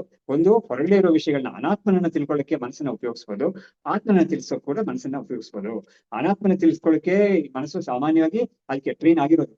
ಇವಾಗ ನೋಡಿ, ಆರ್ಟಿಫಿಷಿಯಲ್ ಇಂಟೆಲಿಜೆನ್ಸ್ ಅಂತ ಇದೆಯಲ್ಲ, ಅದ್ರಲ್ಲಿ ಅದನ್ನ ಉಪಯೋಗಿಸೋರು ಹೇಳ್ತಾರೆ, ಅದಕ್ಕೂ ಕೂಡ ನಾವು ಟ್ರೈನಿಂಗ್ ಕೊಡ್ಬೋದು. ನೋಡಿ, ಕೊಟ್ಟು ಅದು ನಾವು ಹಿಂದೆ ಒಂದು 10-15 ದಿವಸಕ್ಕೆ ಮುಂಚೆ ನಾವು ಏನ್ ಪ್ರಶ್ನೆ ಮಾಡ್ತಾ ಇದೀವೋ ಆ ಪ್ರಶ್ನೆಗಳಿಗೆಲ್ಲ ಅದು ಸ್ವಲ್ಪ ಕಷ್ಟಪಟ್ಟು ಉತ್ತರ ಕೊಡ್ತಾ ಇತ್ತು. ನಾವು ಮತ್ತೆ ಸ್ವಲ್ಪ ಒಂದು 10 ದಿವಸ 15 ದಿವಸ ತರಬೇತಿ ಕೊಟ್ಟ ಮೇಲೆ ಅದು ಟ್ರೈನ್ ಆಗಿದೆ. ಟ್ರೈನ್ ಆಗಿ ತುಂಬಾ ಬೇಗ ನಮ್ಗೆ ಇನ್ನೂ ಒಳ್ಳೊಳ್ಳೆ ವಿಷಯಗಳೆಲ್ಲ ಹುಡುಗಿ ಎಲ್ಲ ಹಾಗಾಗಿ ಹೌದು, ಹಾಗಾಗಿ ನಾವು ಅದು ಕೂಡ ಟ್ರೈನ್ ಮಾಡ್ಬೋದು ಅಂತ ಹೇಳ್ತಾರೆ. ಅದರಿಂದ ಅದೇ ತರನೇ ಈ ಅಂತಃಕರಣವನ್ನು ಕೂಡ ನಾವು ಟ್ರೈನ್ ಮಾಡಿದಾಗ ಏನಾಗುತ್ತೆ, ಈ ಆತ್ಮಸ್ವರೂಪವನ್ನ ತಿಳ್ಕೊಳ್ಳೋಕೆ ಅದಕ್ಕೆ ಒಂದು ಟ್ರೈನಿಂಗ್ ಸಿಗುತ್ತೆ. ಅದು ಹೇಗೆ ಸಿಗುತ್ತೆ ಅದಕ್ಕೆ ಟ್ರೈನಿಂಗ್ ಅಂತ ಹೇಳಿದ್ರೆ, ಅದಕ್ಕೆ ಇನ್ಪುಟ್ಸ್ ಯಾವ್ದು ಅಂತ ಕೇಳಿದ್ರೆ ಈ ಉಪನಿಷತ್ತೇ ಇನ್ಪುಟ್ಸ್ ಅದಕ್ಕೆ. ಹಾಗಾಗಿ ವೇದಾಂತ ಶಾಸ್ತ್ರ ಅಂತ ಇದೆಯಲ್ಲ, ಅವುಗಳನ್ನ ಅದರಿಂದ ನಾವು ಸರಿಯಾಗಿ ತಿಳ್ಕೊಂಡು ಆ ಒಂದು ಇನ್ಪುಟ್ಸ್ ಎಲ್ಲ ನಾವು ಮನಸ್ಸಿಗೆ ಕೊಡ್ತಾ ಇದ್ರೆ, ತರಬೇತಿ ಕೊಡ್ತಾ ಇದ್ರೆ, ಅಂತ ಮನಸ್ಸು ಈ ಒಂದು ಆತ್ಮನ ತಿಳ್ಕೊಳ್ಳೋಕೆ ಸಾಮರ್ಥ್ಯ ಅದಕ್ಕೆ ಬರುತ್ತೆ. ಹಾ ಹೌದು, ಈ ಮನಸ್ಸು ಹೌದು, ಬುದ್ಧಿಗೆ ಕೂಡ ಸೂಕ್ಷ್ಮತೆ ಎಲ್ಲ ಬರುತ್ತೆ. ಯಾಕೆ ಹೇಗೆಂದ್ರೆ ಈ ಒಂದು ವಿಷಯಗಳನ್ನ ನಾವು ಅಭ್ಯಾಸ ಮಾಡ್ತಾ ಮಾಡ್ತಾ ಏನಾಗುತ್ತೆ, ಸೂಕ್ಷ್ಮವಾದ ವಿಷಯವನ್ನ ಗ್ರಹಿಸಿಕೊಳ್ಳಿಕ್ಕೆ ಈ ಬುದ್ಧಿಗೆ ಸಾಮರ್ಥ್ಯ ಬರುತ್ತೆ. ಅದು ಸಾಮರ್ಥ್ಯ ಬಂದು ಅದು ಆತ್ಮನ್ನ ಗ್ರಹಿಸುತ್ತೆ ಅಂತ ನಾವು ಇದೊಂದೇ ದಾರಿ ಇರೋದು ಅದಕ್ಕೆ ಅಂತ ನಾವು ಅದನ್ನ ವೇದಾಂತಗಳು ಅದನ್ನ ತೋರಿಸ್ಕೊಡ್ತೇವೆ ನಮ್ಗೆ. ಆಮೇಲೆ ಮುಂದಕ್ಕೆ ಇದನ್ನ ಹೇಗ್ ತಿಳಿಯೋದು ಅಂತ ಒಂದು ಚಾಪ್ಟರ್ ಇವಾಗ ಶುರು ಆಗ್ತಾ ಇದೆ. ಅದರಲ್ಲಿ ಏವಂ ಸತಿ ಕಥಂ ಯೋಯಂ ಜಾನೀಥ ಮನಸಾ ಇತಿ ಚೇತ್ ಆಚಾರ್ಯ ನಿರಪೇಕ್ಷೇಣ ನ ವಿದ್ಮೋ ಮನಸಾ ಭಯಂ ಅಂತ ಇವಾಗ ಹೇಳ್ತಾ ಇದ್ದಾರೆ. ಈ ಉಪನಿಷತ್ ಬರೋ ವಿಷಯನೇ ಇದು ಕೂಡ. ಅಲ್ಲಿ ಅದು ಕೂಡ ಒಂದು ತರ ಡೈಲಾಗ್ ತರಾನೇ ಇರುತ್ತೆ. ಅದು ಏವಂ ಸತಿ ಆದ್ರೆ ಮನಸ್ಸಿಂದನೂ ಆಗೋದಿಲ್ಲ, ವಾಕಿಂದನೂ ಆಗೋದಿಲ್ಲ, ಇಂದ್ರಿಯಗಳಿಂದನೂ ತಿಳ್ಕೊಳಕ್ಕಾಗಿಲ್ಲ ಆಗೋದಿಲ್ಲ ಅಂತ ಹೇಳಿದಾಗ ಯಾರಿದೆಲ್ಲ ಹೇಳ್ಕೊಟ್ರು ಆ ಗುರುವನ್ನು ನೋಡಿ ಒಂದು ಪ್ರಶ್ನೆ ಮಾಡ್ತಾ ಇದ್ದಾರೆ. ನೀವ್ ಹೇಗ್ ತಿಳ್ಕೊಂಡ್ರಿ ಇದನ್ನ ಅಂತ ಕೇಳ್ತಾ ಇದ್ದಾರೆ. ಮನಸ್ಸಿಂದ ತಿಳ್ಕೊಳಕ್ಕೆಲ್ಲ ಆಗಲ್ಲ ಅಂತ ನೀವೇ ಹೇಳಿದ್ರಿ ಇವಾಗ, ಆದ್ರೆ ನೀವ್ ತಿಳ್ಕೊಂಡಿದ್ದೀರಲ್ಲ ಅದನ್ನ ಹೇಗ್ ತಿಳ್ಕೊಂಡ್ರಿ ನೀವು ಅಂತ ಹೇಳಿ ಅದನ್ನ ಕೇಳ್ತಾ ಇದ್ದಾರೆ. ಏವಂ ಸತಿ ಕಥಂ ಯೂಯಂ ಜಾನೀತ, ನೀವುಗಳು ಹೇಗ್ ತಿಳ್ಕೊಂಡ್ರಿ ಇದನ್ನ ನೀವು ಆ ಮನಸ್ಸಿಂದ ಕಡೆ ಅಂತ ನೀವು ಕೂಡ ತಿಳ್ಕೊಂಡಿರ್ಬೇಕು, ಬೇರೆ ಯಾವ್ದು ದಾರಿ ಇಲ್ಲ. ಹೇಗ್ ತಿಳ್ಕೊಂಡ್ರಿ ನೀವು ಅಂತ ಕೇಳಿದಾಗ ಆಚಾರ್ಯ ನಿರಪೇಕ್ಷೇಣ ನ ವಿದ್ಮಃ ಮನಸಾವಯಂ. ಹಾಗಾಗಿ ನಾವು ಕೂಡ ಈ ಆಚಾರ್ಯರು ಇಲ್ಲದೆ ಹೋದ್ರೆ ನಾವು ಮನಸ್ಸಿಂದ ತಿಳ್ಕೊಳಕ್ ಆಗೋದೇ ಇಲ್ಲ. ಅಂದ್ರೆ ಏನಾಯ್ತು, ಆಚಾರ್ಯರು ಗುರುವಿನ ಒಂದು ಮುಖ್ಯವಾದ ಸ್ಥಾನ ಇದೆ, ಅದರಲ್ಲಿ ಒಂದು ರೋಲ್ ಇದೆ ಅವ್ರಿಗೆ, ಇಂಡಿಸ್ಪೆನ್ಸಿಬಲ್ ರೋಲ್, ಅದು ಇನ್ಎವಿಟಬಲ್. ಅದು ಆ ರೋಲ್ ಇದೇ ಇದೆ ಖಂಡಿತ. ಅವ್ರು ಇಲ್ಲದೆ ನಾವು ತಿಳ್ಕೊಳಕ್ ಆಗೋದೇ ಇಲ್ಲ. ಹಾಗಾಗಿ ಆಚಾರ್ಯರ ಒಂದು ಇದನ್ನ ಸ್ಥಾನವನ್ನ, ಅವರ ಒಂದು ಅವಶ್ಯಕತೆ ಇದೆ ಅನ್ನೋದನ್ನ ತುಂಬಾ ಸ್ಟ್ರೆಸ್ ಮಾಡಿ ಹೇಳ್ತಾ ಇದೆ. ಸರಿ, ಆಚಾರ್ಯೋಪಿ ಕಥಂ ಬ್ರೂಯಾತ್ ಅವಾಚ್ಯಮಿತಿ ಚೇತ್. ಸರಿ, ನಾವು ಕೇಳಿದ ಪ್ರಶ್ನೆಗೆ ನೀವೇನ್ ತಕ್ಷಣ ಉತ್ತರ ಕೊಟ್ರಿ, ಆಚಾರ್ಯರು ಇಲ್ದೇವ್ರೆ ನಾವು ತಿಳ್ಕೊಳ್ಬೇಕು ಆಗ್ತಾನೆ ಇರ್ಲಿಲ್ಲ, ಅವ್ರು ಹೇಳ್ಕೊಟ್ಟಿದ್ದು ನಾವು ತಿಳ್ಕೊಂಡಿದೀವಿ ಅಂತ ನೀವು ಹೇಳಿದ್ರಿ. ಅವಾಗ ತಕ್ಷಣ ಏನ್ ಪ್ರಶ್ನೆ ಮಾಡ್ತಾ ಇದ್ದಾರೆ, ಸರಿ ಆಚಾರ್ಯರು ಕೂಡ ನಿಮ್ಗೆ ಹೇಗೆ ಅದನ್ನ ಹೇಳಿದ್ರು, ಹೇಳಕ್ ಆಗದೆ ಇರೋ ವಿಷಯವನ್ನ ನಿಮ್ಗೆ ಹೇಗೆ ಹೇಳಿದ್ರು ಅವರು, ನಿಮ್ಗೆ ಹೇಗೆ ಅದನ್ನ ಹೇಳಿ ತಿಳಿಸಿದ್ರು ನಿಮ್ಗೆ ಅಂತ ಪ್ರಶ್ನೆ ಮಾಡ್ತಾ ಇದ್ದಾರೆ.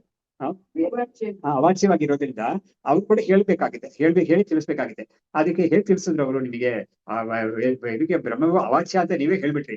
ಆಗಿರೋದನ್ನ ನಿಮ್ಗೆ ಅವ್ರು ಹೇಳ್ಕೊಟ್ರು ಅಂತ ಇವಾಗ ಹೇಳ್ತಾ ಇದ್ದೀರಾ. ಸರಿ, ಹೇಗೆ ಹೇಳ್ಕೊಟ್ರು ಅವರು ಅದನ್ನ ಹೇಳಿ ಅಂತ ಪ್ರಶ್ನೆ ಮಾಡ್ತಾ ಇದ್ದಾರೆ. ನೋಡಿ ಎಷ್ಟು ಒಳಗಡೆ ಹೋಗಿ ಇದನ್ನ ಪ್ರೋಬ್ ಮಾಡಿ ಆ ವಿಷಯವನ್ನ ನಮ್ಗೆ ಬಿಡಿಸಿ ತೋರಿಸ್ತಾ ಇದ್ದಾರೆ.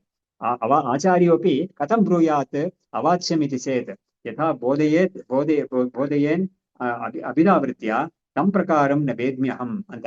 ಹಾಗಾಗಿ ಅವರು ಹೇಗೆ ಒಂದು ರೀತಿಯಲ್ಲಿ ನೇರಾಗಿ ಅದನ್ನ ಹೇಳೋ ರೀತಿಯಲ್ಲಿ ಅವರು ಹೇಗೆ ಹೇಳಿದಾರೋ ಅದು ನಮ್ಗೆ ಏನು ಗೊತ್ತಾಗ್ತಾ ಇಲ್ಲಪ್ಪ, ಏನೋ ಒಂದು ಮಾಯಾ ಮಂತ್ರ ಅಂತಾನೆ ಹೇಳ್ಬೋದು. ಆದ್ರೆ ಇದೆ ಖಂಡಿತ ಉತ್ತರ ಇದೆ ಅದಕ್ಕೆ. ಅವ್ರು ಹೇಗೆ ಹೇಳ್ಕೊಡ್ತಾರೆ ಅಂತ ತುಂಬಾ ಆಶ್ಚರ್ಯವೇ ಅದು ಖಂಡಿತ. ಅದೇ ಹೇಗೆ ಹೇಳ್ಕೊಡ್ತಾರೆ ಅಂತ ಹೇಳಿದ್ರೆ ಅದಕ್ಕೆ ಇವರು ಒಂದು ಪ್ರಕ್ರಿಯೆ ಎಲ್ಲ ಕೂಡ ಯುಕ್ತಿ ಸಂಬಂಧಪಟ್ಟಿದ್ದ ಪ್ರಕ್ರಿಯೆ ಇದು ಹೇಳ್ತಾ ಇದ್ದಾರೆ. ನೋಡು, ಶಬ್ದ ಅನ್ನೋದನ್ನ ಎಲ್ಲೆಲ್ಲಿ ನಾವು ಬಳಸ್ಬೋದು ಅಂತ ಹೇಳಿದ್ರೆ ಅದಕ್ಕೆ 5 ಕಂಡೀಷನ್ಸ್ ಹೇಳ್ತಾ ಇದ್ದಾರೆ. ಸಾಮಾನ್ಯವಾಗಿ 4 ಹೇಳ್ತಾರೆ, ಇವ್ರು ಐದನೇದು ಸೇರಿಸಿ ಹೇಳ್ತಾ ಇದ್ದಾರೆ. ಈ 5 ಕಂಡೀಷನ್ಸ್ ಫುಲ್ಫಿಲ್ ಆಗಿರೋ ಸ್ಥಳದಲ್ಲಿ ಮಾತ್ರ we can employ some word at all. ಅದೇನೇನು ಅಂತ ಹೇಳಿದ್ರೆ ಷಷ್ಠಿ ಅಂದ್ರೆ ಸಂಬಂಧ ಇರ್ಬೇಕು, ಗುಣ ಇರ್ಬೇಕು, ಜಾತಿ ಇರ್ಬೇಕು, ಕ್ರಿಯಾ ಇರ್ಬೇಕು, ಆಮೇಲೆ ಒಂದು ಪ್ರಸಿದ್ಧಿ ಇರ್ಬೇಕು. ಈ 5 ವಿಷಯಗಳು ಇದ್ದೇನೆ ನಾವು ಒಂದು ಶಬ್ದವನ್ನ ಉಪಯೋಗಿಸೋದು ಸಾಗುತ್ತೆ ಅಂತ. ಅದೇನೇನು ಅಂತ ಹೇಳಿದ್ರೆ ನಮಗೆ ಅದು ಬೇರೆ ಕಡೆ ಭಗವತ್ಪಾದರು ಬೇರೆ ಕಡೆ ಹೇಳ್ಕೊಟ್ಟಿದ್ದಾರೆ ಅದರಿಂದ ನಾವು ಇವಾಗ ಹೇಳ್ಬೋದು. ಸಂಬಂಧ ಅಂತ ಹೇಳಿದ್ರೆ ರಾಮನ ಮನೆ ಅಂತ ಹೇಳಿದಾಗ ನಮ್ಗೆ ಈ ರಾಮ ಅನ್ನೋದು ಅವನಿಗೆ ಹೆಸರು ಗೊತ್ತಿಲ್ಲ ನಮ್ಗೆ, ಆ ಒಂದು ವ್ಯಕ್ತಿ ಅವ್ನ್ ಗೊತ್ತಿಲ್ಲ, ಆದ್ರೆ ಅವ್ನು ಸೇರಿದ ಮನೆ ಅಂತ ನಮ್ಗೆ ಗೊತ್ತಿದೆ. ಹಾಗಾದ್ರೆ ಈ ಮನೆ ಇದು ಯಾರಿಗೆ, ಈ ಮನೆ ಸಂಬಂಧ ಇಟ್ಕೊಂಡು ನಾವೇನ್ ಮಾಡ್ತಾ ಇದ್ದೀವಿ, ಅವನ್ನ ನಾವು ಗುರುತಿಸ್ತೀವಿ.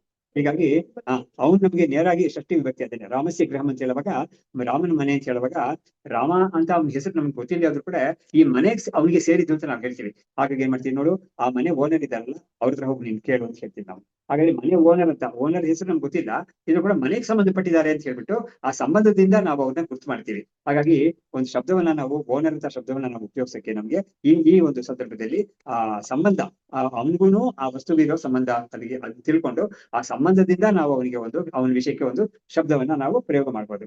ಇದು ಒಂದಾಯ್ತು. ಇನ್ನೊಂದು ಗುಣ ಅಂತ ಹೇಳುವಾಗ ನಾವು ಮತ್ತೆ ಶಾಸ್ತ್ರದಲ್ಲಿ ಕೊಟ್ಟಿರೋ ಉದಾಹರಣೆನ ನಾನು ಕೊಡ್ತೀನಿ. ಒಬ್ಬನ ಹತ್ರ ಬೇಕಾದಷ್ಟು ಬಣ್ಣದಲ್ಲಿ ಹಸುಗಳಿದೆ, ಕೆಂಪು ಹಸು, ಬಿಳಿ ಹಸು, ಕಪ್ಪು ನಾವೆಲ್ಲಿದೆ, ಸ್ವಲ್ಪ ಮಿಕ್ಸ್ಡ್ ಎಲ್ಲ ಕೂಡ ಇದೆ.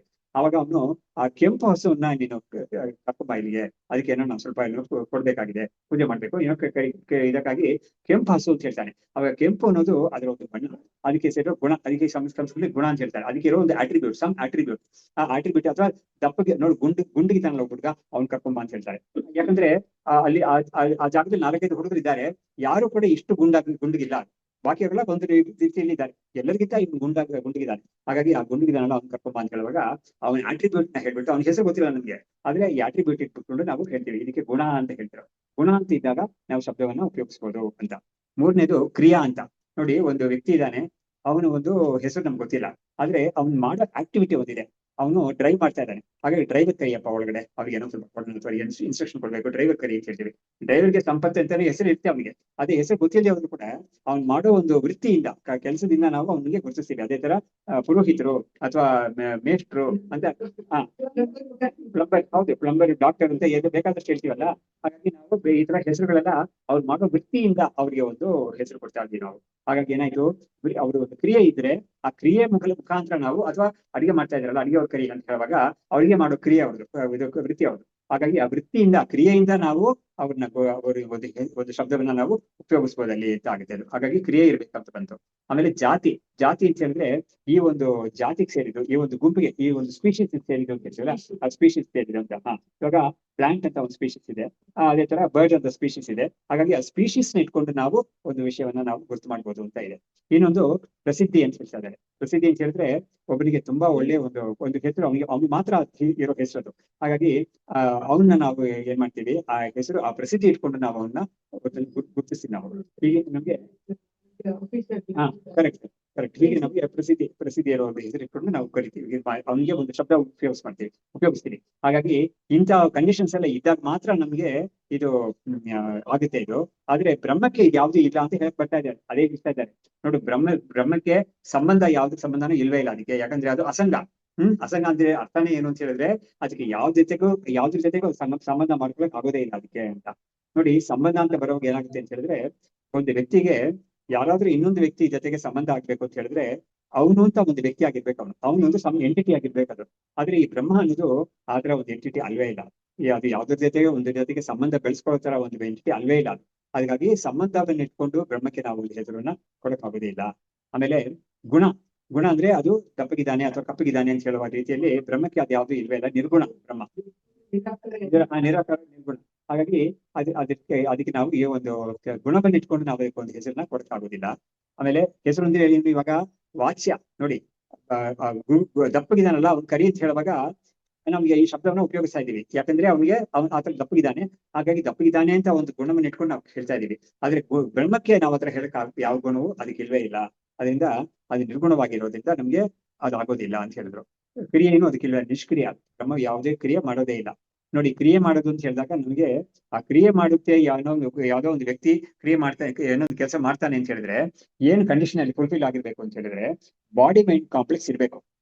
ಅದಿದ್ರೇನೆ ಒಂದು ಕ್ರಿಯೆ ಅನ್ನೋದು ಉಂಟಾಗುತ್ತೆ. ನೋಡಿ, ಮನಸ್ಸಿಂದ ನಾನು ಇಲ್ಲಿಂದ ಅಲ್ಲಿಗೆ ಹೋಗೋಣ, ಸಾಯಂಕಾಲ ಅಲ್ಲಿಗೆ ಹೋಗೋಣ ಅಂತ, ನಾನು ದೇವಸ್ಥಾನಕ್ಕೆ ಹೋಗೋಣ ಅಂತ ನಾನು ಸಂಕಲ್ಪ ಮಾಡ್ಕೊಳ್ತೀನಿ. ಹಾಗಾಗಿ ಸಂಕಲ್ಪ ಮಾಡ್ಕೊಳ್ಳಕ್ಕೆ ನನ್ಗೊಂದು ಮನಸ್ಸು ಇರ್ಬೇಕು. ಆಮೇಲೆ ಅದನ್ನ ಎಕ್ಸಿಕ್ಯೂಟ್ ಮಾಡಕ್ಕೆ ನಾನು ಇಲ್ಲಿಂದ ನಡ್ಕೊಂಡು ಹೋಗ್ತೀನಿ ಅಥವಾ ಒಂದು ಆಟೋ ಮಾಡ್ಕೊಂಡು ಹೋಗ್ತೀನಿ ದೇವಸ್ಥಾನಕ್ಕೆ ಇಟ್ಕೊಂಡ. ಅವಾಗ ಏನಾಗುತ್ತೆ, ಆ ಕ್ರಿಯೆ ಅನ್ನೋದು ಆಗ್ಬೇಕಾದ್ರೆ ನನಗೆ ಬಾಡಿ ಮೈಂಡ್ ಕಾಂಪ್ಲೆಕ್ಸ್ ಇರ್ಬೇಕು. ಅದು ಎಲ್ಲಿ ಹೋದ್ರೆ ಕ್ರಿಯೆ ನಡೆಯೋದೇ ಇಲ್ಲ. ಬ್ರಹ್ಮಕ್ಕೆ ಬಾಡಿ ಮೈಂಡ್ ಕಾಂಪ್ಲೆಕ್ಸ್ ಯಾವ್ದು ಇಲ್ವೇ ಇಲ್ಲ. ಅದರಿಂದ ಅದಕ್ಕೆ ಕ್ರಿಯೆ ಯಾವ್ದು ಅದಕ್ಕೆ ಸಂಭವಿಸೋದೇ ಇಲ್ಲ, ಕ್ರಿಯೆ ಅನ್ನೋದು ಸಂಭವಿಸೋದೇ ಇಲ್ಲ ಅದಕ್ಕೆ. ಹಾಗಾಗಿ ನಿಷ್ಕ್ರಿಯ ಬ್ರಹ್ಮ. ಅದರಿಂದ ಕ್ರಿಯೆಯನ್ನು ಇಟ್ಕೊಂಡು ನಾವು ಬ್ರಹ್ಮವನ್ನ ತಿಳಿಸೋದಕ್ಕಾಗುತ್ತಾ ಅಂತ ಕೇಳಿದ್ರೆ, ಅದು ಯಾವ್ದು ಕ್ರಿಯೆಯನ್ನು ಅದು ಮಾಡೋದೇ ಇಲ್ಲ. ಅದರಿಂದ ಕ್ರಿಯೆ ಇಲ್ವೇ ಇಲ್ಲ ಅದಕ್ಕೆ ಅಂತ. ಆಮೇಲೆ ಜಾತಿ, ಹಾಗಾಗಿ ಈ ಸ್ಪೀಶೀಸ್ ಸೇರಿದ್ದು ಅಂತ ಹೇಳ್ಬಿಟ್ಟು ನಾವು ಸ್ಪೀಶೀಸ್ ಇಟ್ಕೊಂಡಿದ್ದು, ಇದು ಬರ್ಡ್ ಸ್ಪೀಶೀಸ್ ಸೇರಿದ್ದು, ಇದು ಅನಿಮಲ್ ಸ್ಪೀಶೀಸ್. ಅನಿಮಲ್ ಅಲ್ಲೇ ಬೋವೈನ್ ಅಂತ ಒಂದಿದೆ, ಅಂದ್ರೆ ಈ ಹಸು ಇಂಥದಕ್ಕೆಲ್ಲ ಹೇಳ್ತಾರೆ. ಹಾಗಾಗಿ ಕೆನೈನ್, ಬೋವೈನ್ ಅಂತೆಲ್ಲ ಹೇಳ್ತಾರೆ. ಹಾಗಾಗಿ ಅಂತ ಒಂದು ಜಾತಿ ಕೂಡ ಯಾವ್ದಕ್ಕೆ ಹೇಳಕ್ ಆಗುದಿಲ್ಲ. ಯಾಕಂದ್ರೆ ಇದು ನೋಡಿ, ಜಾತಿ ವ್ಯಕ್ತಿ ಅಂತ ಬಂದಾಗ ಏನರ್ಥ ಅಂತ ಹೇಳಿದ್ರೆ,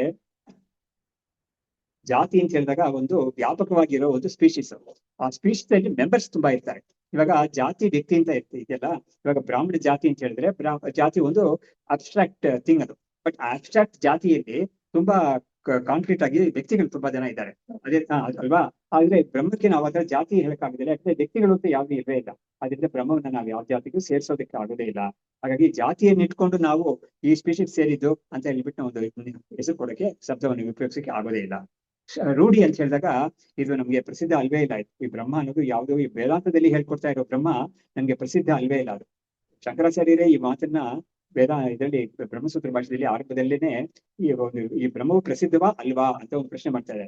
ಯಾಕಂದ್ರೆ ನೋಡಿ, ನಾವು ಯಾವ್ದಾದ್ರು ಒಂದು ತಿಳ್ಕೊಬೇಕು ಅಂತ ಹೇಳಿದ್ರೆ ತಿಳ್ಕೊಳಕ್ ಹೊರಡುವಾಗ, ತಿಳ್ಕೊಳಕ್ಕೆ ನಾವು ಮುಂದಾಗುವಾಗ ಅದ್ರ ಬಗ್ಗೆ ಸ್ವಲ್ಪ ಆದ್ರೂ ನಮ್ಗೆ ಗೊತ್ತಿರ್ಬೇಕು. ಅವಾಗ್ಲೇ ನಾವು ತಿಳ್ಕೊಳಕ್ ಮುಂದಾಗ್ಬೋದು. ಏನು ಗೊತ್ತಿಲ್ಲ ಅಂತ ಹೇಳಿದ್ರೆ ನಮ್ಗೆ ಅದಕ್ಕೆ ತಿಳ್ಕೊಳಕ್ ಮುಂದಾಗೋದಕ್ಕೆ ಆಗೋದೇ ಇಲ್ಲ. ಸರಿ, ಅದ್ರ ಬಗ್ಗೆ ಚೆನ್ನಾಗಿ ತಿಳ್ಕೊಬಿಟ್ಟಿದ್ದೀವಿ ಅಂತ ಹೇಳಿದ್ರೆ ಇನ್ನ ಮತ್ತೆ ತಿಳ್ಕೊಳಕ್ಕೆ ನಾವು ಮುಂದಾಗೋದು ಬೇಕೇ ಇಲ್ಲ, ಅವಶ್ಯಕತೆನೇ ಇಲ್ಲ.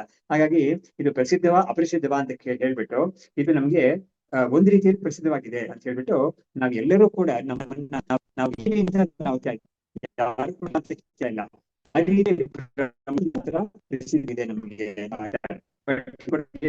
ಅಂದ್ರೆ ಆ ಒಂದು ಬ್ರಹ್ಮವು ಈ ರೀತಿಯಲ್ಲಿ ಆ ನಿರ್ಗುಣ ಬ್ರಹ್ಮ ಅಂತ ಒಂದು ಯಾವ್ದನ್ನ ಹೇಳ್ತೀವೋ ಆ ಬ್ರಹ್ಮಕ್ಕೆ ಈ ತರ ಒಂದು ಪ್ರಸಿದ್ಧಿ ಅನ್ನೋದು ಇಲ್ವೇ ಇಲ್ಲ. ಅದನ್ನ ವೇದಾಂತವೇ ನಮ್ಗೆ ಹೇಳ್ಕೊಡ್ಬೇಕಾಗಿದೆ ಅಂತ ಕಾರಣದಿಂದ ನಾವು ವೇದಾಂತ ಈ ಬ್ರಹ್ಮಕ್ಕೆ ನಾವು ಯಾವುದೇ ಪ್ಯಾರಾಮೀಟರ್ಸ್ ಇಟ್ಕೊಂಡು ಕೂಡ ಅದನ್ನ ನಮ್ಗೆ ಒಂದು ಶಬ್ದವನ್ನ ಇಟ್ಟು ಅದನ್ನ ನಾವು ಸಂಬೋಧನೆ ಮಾಡಕ್ ಆಗೋದೇ ಇಲ್ಲ ಅಂತ ಆಯ್ತು. ಹೀಗೆ ನೋಡಿ, ಅದಕ್ಕೂ ಕೂಡ ಹೇಳಿದ್ದಾರೆ. ಈ ಒಂದು ರಾಮತಾಪನಿ ಉಪನಿಷತ್ ಅಂತ ಒಂದಿದೆ. ಅದ್ರಲ್ಲಿ ಏನ್ ಹೇಳುತ್ತೆ ಅಂತ ಹೇಳಿದ್ರೆ ಉಪಾಸಕಾನ ಕಾರ್ಯಾರ್ಥಂ ಬ್ರಹ್ಮನೋ ರೂಪಕಲ್ಪನಾ ಅಂತ ಹೇಳಿದೆ. ರೂಪ ಅಂತ ಹೇಳಿದಾಗ ನಾಮವು ನಮ್ಮ ಹೆಸರು ಸೇರಿಸ್ಕೊಳ್ಳಿ. ನನಗೆ ನೋಡಿ, ಬ್ರಹ್ಮಕ್ಕೆ ರೂಪ ಇಲ್ಲ, ಅದೆಲ್ಲ ಖಂಡಿತ ಇದೆ, ಅದ್ರಲ್ಲಿ ಸಂಶಯ ಇಲ್ಲ ಅದ್ರಲ್ಲಿ. ಆದ್ರೆ ಆ ಬ್ರಹ್ಮವನ್ನು ನಾವು ತಿಳ್ಕೊಬೇಕಾದ ಅವಶ್ಯಕತೆ ಇದೆ. ಅದು ತಿಳ್ಕೊಂಡ್ರೆ ನಿಮ್ಗೆ ಮುಕ್ತಿ ಅಂತ ಇದೆ. ಹಾಗಾದ್ರೆ ತಿಳ್ಕೊಳಕ್ ಹೇಗಪ್ಪ ಸಾಧ್ಯವಾಗುತ್ತೆ, ರೂಪವೇ ಇಲ್ಲದೆ ಇರೋದನ್ನ ಹೇಗೆ ಸಾಧ್ಯವಾಗುತ್ತೆ ಅಂತ ಹೇಳಿದಾಗ ಪ್ರಾರಂಭ ಲೆವೆಲ್ ಇರೋನಿಗೆ ಏನ್ ಮಾಡಿದೆ ಶಾಸ್ತ್ರ, ಅವನಿಗೆ ಈ ಬ್ರಹ್ಮಕ್ಕೆ ನಾನಾ ರೂಪಗಳನ್ನ ಕಲ್ಪಿಸಿ ಕೊಟ್ಟಿದೆ. ರಾಮಕೃಷ್ಣ ಆದಿ ರೂಪಗಳನ್ನ, ನರಸಿಂಹಾದಿ ರೂಪಗಳನ್ನ, ಶಿವ ಪಾರ್ವತಿ ಆದಿ ರೂಪಗಳನ್ನ, ಬೇಕಾದಷ್ಟು ರೂಪಗಳನ್ನ ಹತ್ರ ಕಲ್ಪಿಸಿಕೊಟ್ಟಿದೆ. ಆ ರೂಪಗಳನ್ನ ಇಟ್ಕೊಂಡು ನೀನು ಉಪಾಸನೆ ಮಾಡ್ಬೋದು. ಅದಕ್ಕೆ ಕೇಳ್ತಾ ಇದ್ದಾರೆ ಆ ರಾಮತಾಪನಿ ಉಪನಿಷತ್ತಲ್ಲಿ ಹೇಳಿದ್ದೆ, ಉಪಾಸಕಾನಾಂ ಕಾರ್ಯಾರ್ಥಂ ಅಂದ್ರೆ ಏನದು, ಉಪಾಸಕರ ಒಂದು ಅನುಕೂಲಕ್ಕಾಗಿ ಬ್ರಹ್ಮಕ್ಕೆ ರೂಪಗಳನ್ನ ಕಲ್ಪನೆ ಮಾಡಿದೆ ಶಾಸ್ತ್ರವು ಅಂತ ಹೇಳ್ತಾ ಇದ್ದಾರೆ. ನಾಮವು ಅದೇ ತರನೇ, ಹೆಸರು ಕೂಡ ಅದಕ್ಕೆ ಹೆಸರೇ ಇಲ್ಲದೆ ಇರೋದಕ್ಕೆ ಸಹಸ್ರನಾಮ ಇದು ಮಾಡಿದ್ದಾರೆ. ಬೇಕಾದಷ್ಟು ಸಹಸ್ರನಾಮ ಇದೆ. ವಿಷ್ಣು ಸಹಸ್ರನಾಮನೇ ಬೇರೆ ಬೇರೆ ಪುರಾಣಗಳಲ್ಲಿದೆ. ಒಂದು ಮಹಾಭಾರತದಲ್ಲಿ ಇರೋದು, ಗರುಡ ಪುರಾಣದಲ್ಲಿ ಒಂದಿದೆ, ಆಮೇಲೆ ಬೇರೆ ಯಾವುದೋ ಒಂದು ಪದ್ಮ ಪುರಾಣ ಯಾವುದೋ ಒಂದು ಇದೆ ಅಂತ ಹೇಳ್ತಾರೆ. ಅದೇ ತರ ವಿಷ್ಣು ಶಿವ ಸಹಸ್ರನಾಮ 8 ಕಡೆ ಇದೆ ಅಂತ ಹೇಳ್ತಾರೆ. ಹಾಗಾಗಿ ಆ ಒಂದು ಬ್ರಹ್ಮಕ್ಕೆ ಹೆಸರೇ ಇಲ್ಲದೆ ಇರೋ ಬ್ರಹ್ಮಕ್ಕೆ ಎಷ್ಟೋ ಹೆಸರುಗಳನ್ನ ಕಲ್ಪನೆ ಮಾಡಿದ್ದಾರೆ ಉಪಾಸನೆ ಮಾಡಕ್ಕೆ. ಅದ್ರ ಜೊತೆಗೆ ಒಂದು ಸಂಬಂಧವನ್ನು ಸಂಬಂಧವೇ ಬೆಳೆಸ್ಕೊಳಕ್ ಸಾಧ್ಯವೇ ಇಲ್ದಿರೋ ಬ್ರಹ್ಮದ ಜೊತೆಗೆ ನಾವು ಒಂದು ಸಂಬಂಧವನ್ನು ಬೆಳೆಸ್ಕೊಳಕ್ಕೆ ಒಂದು ದಾರಿ ಮಾಡ್ಕೊಡ್ತಾ ಇದ್ದಾರೆ. ಹೀಗೆ ಶಬ್ದಹೇತವಃ, ಶಬ್ದವನ್ನ ನಾವು ಉಪಯೋಗಿಸಕ್ಕೆ ಈ ಕಾರಣಗಳೆಲ್ಲ ಇಲ್ಲಿಗೆ 5 ಕಾರಣ ಕೊಟ್ಟರು. 5 ಬ್ರಹ್ಮಕ್ಕೆ ಇಲ್ಲವೇ ಇಲ್ಲ. ಆತ್ಮನಿ ಅನ್ಯತಮೋ ಅಮೀಷಾಂ ಇತೇನ ಆತ್ಮಾನ ಅಭಿಧೀಯತೆ. ಆತ್ಮನಲ್ಲಿ ಈ 5ರಲ್ಲಿ ಯಾವುದು ಕೂಡ ಇಲ್ಲ. ಆತ್ಮನಿಗೆ ಈ 5ರಲ್ಲಿ ಯಾವುದು ಒಂದು ಕೂಡ ಇಲ್ಲ. ಅದಕ್ಕೆ ನಾವು ಬ್ರಹ್ಮವನ್ನ ಈ ಹೆಸರಿಟ್ಟು ನಾವು ಹೇಳಕ್ಕೆ ಸಾಧ್ಯವಿಲ್ಲ ಅಂತ ಹೇಳ್ತಾರೆ. ಆಮೇಲೆ ಈದೃಶಂ ಯೂಯಂ ಆಚಾರ್ಯಾತ್ ಶ್ರುತವಂತಹ ಕಥಂ ತು ಇತಿ ಬ್ರೂಷೆ ಚೇತ್ ಸುಶ್ರುಮ ಆತ್ಮಾನಂ ಅತದ್ವ್ಯಾವೃತ್ತಿತೋ ಭಯಂ ಅಂತ. ಹಾಗಾಗಿರೆ ಈ ತರ ಒಂದು ಆತ್ಮವನ್ನ ನೀವು ಹೇಗೆ ಆಚಾರ್ಯರಿಂದ ತಿಳ್ಕೊಂಡ್ರಿ ನೀವು? ಇಂಥ ಒಂದು ಆತ್ಮ, ಎಂಥ ಆತ್ಮ, ಯಾವುದು ಹೆಸರಿಗೆ ಕೊಡಕ್ಕಾಗದೇ ಇರೋ ಆತ್ಮ, ನಾಮ ಇಲ್ಲ ರೂಪ ಇಲ್ಲ ಅಂತ ಒಂದು ಆತ್ಮವನ್ನ ನೀವು ಹೇಗ್ ತಾನು ತಿಳ್ಕೊಂಡ್ರಿ, ನೀವು ಆಚಾರ್ಯರಿಂದ ಹೇಗ್ ತಿಳ್ಕೊಂಡ್ರಿ ನೀವು ಅಂತ ಕೇಳಿದಾಗ ಅದಕ್ಕೆ ಅವ್ರು ಕೇಳ್ತಾ ಇದ್ದಾರೆ, ಆತ್ಮಾನು ಶುಶ್ರುಮ ಅತದ್ವ್ಯಾವೃತ್ತಿತೋ ಭಯಂ. ಹಾಗಾಗಿ ನಮ್ಗೆ ಆತ್ಮವನ್ನ ಹೇಗೆ ಅವ್ರು ತಿಳಿಸ್ಕೊಟ್ರು ಅಂತ ಹೇಳಿದ್ರೆ, ಆತ್ಮ ಅಲ್ಲದ್ದು ಯಾವ್ದು ಇದೆಯೋ ಅದನ್ನೆಲ್ಲ ಇದು ಆತ್ಮ ಅಲ್ಲ, ಇದು ಆತ್ಮ ಅಲ್ಲ ಅಂತ ನೇತಿ ಅಂತ ಒಂದು ರೀತಿಯಲ್ಲಿ ತೋರಿಸಿ ನಮಗೆ ಅದನ್ನ ಹೇಳ್ಕೊಟ್ರು ಅವರು ಅಂತ ಹೇಳ್ತಾರೆ. ಅತದ್ವ್ಯಾವೃತ್ತಿ ಅಂತ ಹೇಳಿದ್ರೆ ಅದು ಅಲ್ಲದೆ ಇರೋದನ್ನ ನಾವು ಇಲ್ಲ ಅಂತ ಅಲ್ಲಗಳಿರೋದು. ಆತ್ಮ ಅಲ್ಲದೆ ಇರೋದನ್ನ ಅಲ್ಲಗಳದು ಆತ್ಮಗಳನ್ನ ನಾವು ತಿಳಿಸೋದು ಅಂತ ಇದೆ. ಇದಕ್ಕೆ ನೇರಾಗಿ ಶಬ್ದವನ್ನೇ ಉಪಯೋಗಿಸದೆ ಒಂದು ಬೇರೆ ರೀತಿಯಲ್ಲಿ ಒಂದು ತಿಳಿಸ್ಕೊಡೋದು ಅನ್ನೋದಕ್ಕೆ ಒಂದು ಉದಾಹರಣೆ ಕೊಟ್ಟಿದ್ದಾರೆ. ಏನು ಬೇಕಾದಷ್ಟು ಉದಾಹರಣೆ ನಾವೇ ಕಲ್ಪನೆ ಮಾಡ್ಬೋದು. ಒಬ್ಬ ಆಕೆಗೆ 2 ಮಕ್ಕಳಿದ್ದಾರೆ. ಆ 2 ಮಕ್ಕಳನ್ನು ಕೂಡ ಅವರು ಏನ್ ಮಾಡ್ತಾ ಇದಾರೆ, ಒಬ್ರು ಮಹಾತ್ಮರ ಹತ್ರ ಕರ್ಕೊಂಡೋಗಿ ತೋರಿಸ್ತಾರೆ. ಅವ್ರ ಅನುಗ್ರಹ ಪಡ್ಕೊಳ್ಳಿ ಮಕ್ಕಳು ಅಂತ ಹೇಳ್ಬಿಟ್ಟು ಕರ್ಕೊಂಡು ಹೋಗ್ಬಿಟ್ಟು, ನೋಡಿ ಸ್ವಾಮಿಗಳೇ, ನಮ್ಮ ಇವನು ದೊಡ್ಡ ಮಗ ಇದ್ದಾನಲ್ಲ ಅತ್ಯಂತ ಬುದ್ಧಿವಂತ ಅವನು ಅಂತ ಹೇಳ್ತಾರೆ. ಅಷ್ಟೇ ಹೇಳಿದಾರೆ ಅವರು. ಚಿಕ್ಕ ಮಗನ ಬಗ್ಗೆ ಹೇಳ್ಬೇಕಾಗೇ ಇಲ್ಲ ಅವ್ರು. ಅತ್ಯಂತ ಬುದ್ಧಿವಂತ ಹೇಳಿದ್ಮೇಲೆ ಚಿಕ್ಕವನು ಅಷ್ಟು ಇಲ್ಲ ಅಂತ ನಮ್ಗೆ ಗೊತ್ತಾಗುತ್ತೆ. ಆ ರೀತಿಯಲ್ಲಿ ಆ ಚಿಕ್ಕ ಹುಡುಗನ ಬಗ್ಗೆ ಹೇಳ್ದೆ ಹೋದ್ರು ಕೂಡ, ಏನು ಹೇಳ್ದೆ ಹೋದ್ರು ಕೂಡ ದೊಡ್ಡ ಹುಡುಗನ ಬಗ್ಗೆ, ಅಂದ್ರೆ ಚಿಕ್ಕ ಹುಡುಗನ ಅಲ್ಲೇ ಇರೋ ದೊಡ್ಡ ಹುಡುಗನ ಬಗ್ಗೆ ಹೇಳಿದ್ರಿಂದ ಚಿಕ್ಕ ಹುಡುಗನ ಬಗ್ಗೆ ಒಂದು ಮಾಹಿತಿ ಅವ್ರಿಗೆ ಸಿಕ್ತಲ್ವಾ. ಅದೇ ತರ ಇಲ್ಲಿ ಆತ್ಮ ಅಲ್ಲೇ ಇರೋ ವಿಷಯಗಳನ್ನ ನಾವು ಅಲ್ಲಗಳಿದಾಗ ಆತ್ಮ ಒಂದು ಮಾತ್ರ ಉಳಿಯುತ್ತೆ ಅದು. ಹಾಗಾಗಿ ಈ ರೀತಿಯಲ್ಲಿ ಉಪನಿಷತ್ತು ನಮ್ಗೆ ತೋರಿಸ್ಕೊಳ್ತೆ. ಅದಕ್ಕೆ ಅತದ್ವ್ಯಾವೃತ್ತಿ ಅಂತ ಹೇಳ್ತಾರೆ. ಅತದ್ ಅಂದ್ರೆ ತತ್ ಅಂದ್ರೆ ಅದು ಅಂತ, ಅತದ್ ಅಂದ್ರೆ ಅದು ಅಲ್ಲದೆ ಇರೋದು, ವ್ಯಾವೃತ್ತಿ ಅಂತ ಹೇಳಿದ್ರೆ ಅಲ್ಲಗಲಿಯೋದು ಅಂತ. ಅದಲ್ಲದೆ ಆತ್ಮ ಅಲ್ಲದೆ ಇರೋದನ್ನ ನಾವು ಅಲ್ಲಗಲಿಯೋ ರೀತಿಯಲ್ಲಿ ಮಾಡಿ ನೀತಿ ಅಂತ ರೀತಿಯಲ್ಲಿ ಮಾಡಿದಾಗ ಆತ್ಮ ಒಂದನ್ನ ನಾವು ಹೇಳ್ದಂಗೆ ಆಗುತ್ತೆ ಅದು ಅಂತ ಒಂದು ಯುಕ್ತಿ. ಲೋಕದಲ್ಲಿ ಕೂಡ ಯುಕ್ತಿ ನಾವು ಬಳಸ್ತೀವಿ ಎಷ್ಟೋ ಕಡೆ. ಹಾಗಾಗಿ ನಮ್ಗೆ ಹೇಳಿದೇನೆ ಅವ್ರಿಗೆ ಹೇಳ್ಕೊಟ್ರು ನೋಡಿ ಅಂತೆಲ್ಲ ಹೇಳ್ತೀವಿ ನಾವು ಲೋಕದಲ್ಲಿ. ಇದೆ ಹೇಳ್ದೇನೆ ಹೇಳಿದ್ರು ಅಂದ್ರೆ ಏನಂತ, ಬೇರೆ ಯಾವುದೋ ಒಂದು ಮುಖಾಂತರ ಅದನ್ನ ಇದು ಮಾಡಿ ಹೇಳಿ ಇದ್ರ ಒಂದು ಬುದ್ಧಿಯ ನಮ್ಗೆ ಬರೋ ತರ ಮಾಡಿ ಹೀಗೆಲ್ಲ ಮಾಡೋದು ಅಂತ. ಹೀಗೆ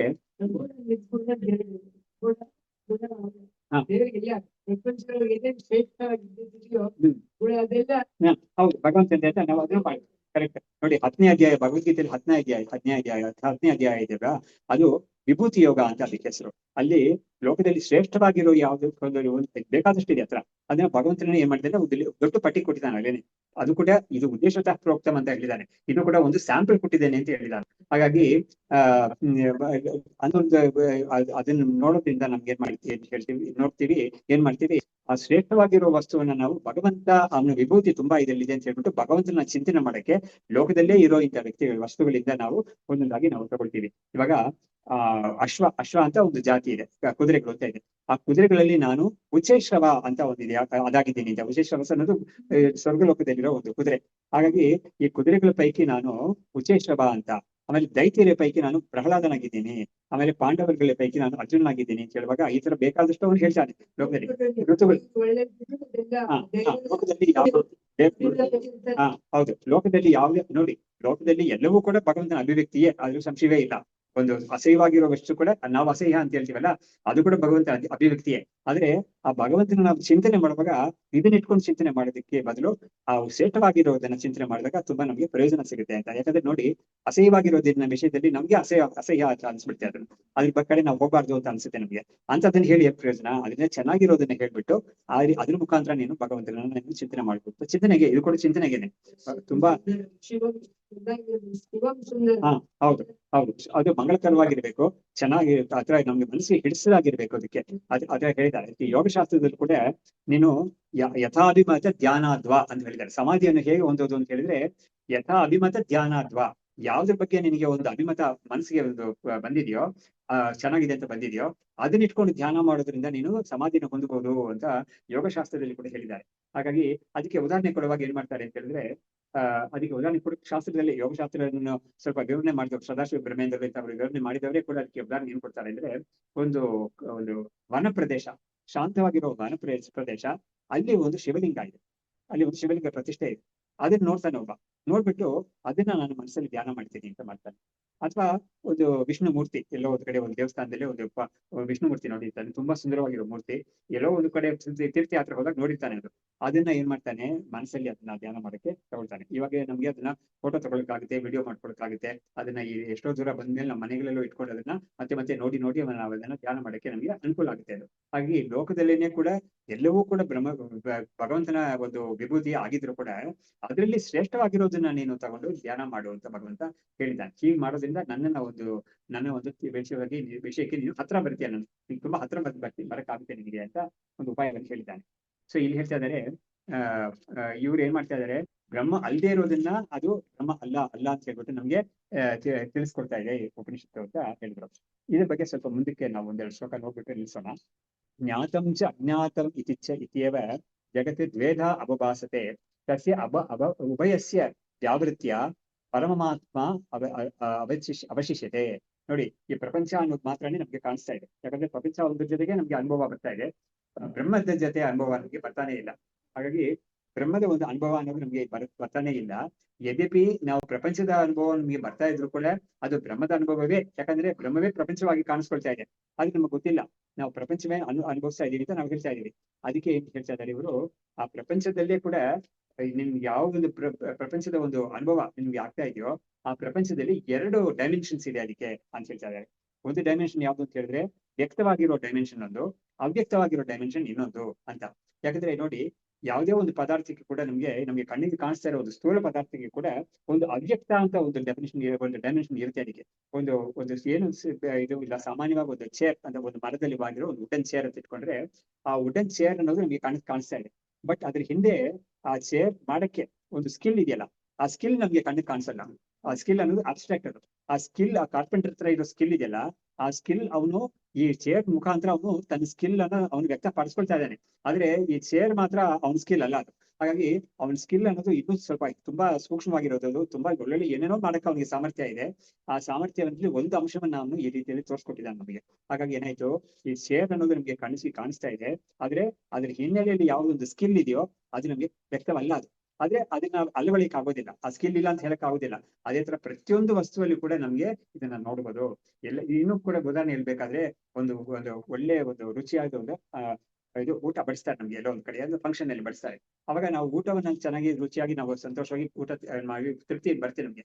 ಆದ್ರೆ ಅದನ್ನ ತಯಾರು ಮಾಡಿದಾರಲ್ಲ ಒಂದು ಗ್ರೂಪ್ ಆಫ್ ಇವರು ಅಡಿಗೆ ಮಾಡಿದಾರಲ್ಲ, ಅವ್ರ ಹತ್ರ ಇದು ಸ್ಕಿಲ್ ತಾನೇ ಬರ್ತಾ ಇದೆ. ಹಾಗಾಗಿ ಆ ಸ್ಕಿಲ್ ನಾವು ಕಣ್ಣಿಗೆ ನೋಡಕ್ಕಾಗಲ್ಲ, ಅವ್ರು ಅದನ್ನ ಈ ರೀತಿಯಲ್ಲಿ ತೋರಿಸಿದ್ದಾರೆ. ಹಾಗಾದ್ರೆ ಏನಾಯ್ತು, ಈ ಊಟ ಅಂತ ನಮ್ಗೆ ಯಾವ್ದು ವ್ಯಕ್ತವಾಗಿ ಕಾಣಿಸ್ತೀವಿ ಅದನ್ನ ನಾವು ಅನುಭವಿಸಕ್ಕಾದ್ರೂ ಕೂಡ ಅದ್ರ ಹಿನ್ನೆಲೆಯಲ್ಲಿ ಇನ್ನೊಂದಿದೆ, ಅದನ್ನ ನಾವು ಕಣ್ಣಿಂದ ಗೊತ್ತಾಗಲ್ಲ. ಆದ್ರೆ ಇದೆ ಅನ್ನೋದನ್ನ ನಾವು ಇಲ್ಲ ಅಂತ ಮಾಡಕ್ ಆಗೋದಿಲ್ಲ. ಹಾಗಾಗಿ 2 ಡೈಮೆನ್ಷನ್ ಇದೆ ಪ್ರತಿಯೊಂದಕ್ಕೂ.